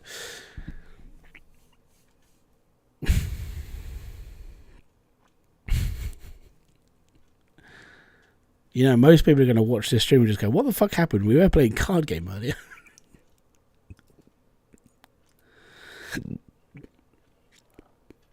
No, I mean, necessarily, you could find people who are a couple of years older than you. Like, I mean, 20 is a good age. If you're 16 and you got to find a drummer that's 20, go for it. But my friend started in my mum's house and they called Stonewall Vessel. There you go. We basically started in a pub. Like, we had a meet. It was me and this guy. We turned up. We had a chat. We invited a few other people over. We went to the pub. We had a chat about a band. And the next week we were in a practice room. And that was it. And we just carried on from there. Yeah, practice the guitar. So, practice the guitar. Get some friends. who play instruments. You don't have to, I mean, you can have friends anyway, but get some friends who play instruments and then play songs. Make shit up as you go along. I don't know, cover a Metallica track and then you learn how the band can mold together. And then you go from there. But you, as it is right now, you're 16. Do not start like leasing a building or doing stuff when you don't know how to play the guitar yourself properly. All right. I do wish you the best of luck. I gotta be honest, guys. If you have enjoyed any of this stream, hit the like, subscribe, and notifications button below for all other updates. Right, but it would be interesting to, you know, these conversations can carry on through various different streams and everything else in the future. So if you have enjoyed this, hit the subscribe, join me in another stream, and we'll carry on this conversation and see where it goes. But it's 20 to 1 in the morning, and I'm getting up in like 4.5 hours when my kids wake me up. So I will be streaming tomorrow, or today, sorry. We're doing Hydra, and I'm still on the hunt for my 100 million Hydra coins before I can retire the game. So if you are interested, join me in that one. It'll be all good. And yeah, have fun. And until my next video, live stream, or whatever else I do, I'm going to say peace out, have fun, enjoy everything you guys do. And yeah, if I don't see you over the weekend, see you later. Ah, boom. Fist bump to you.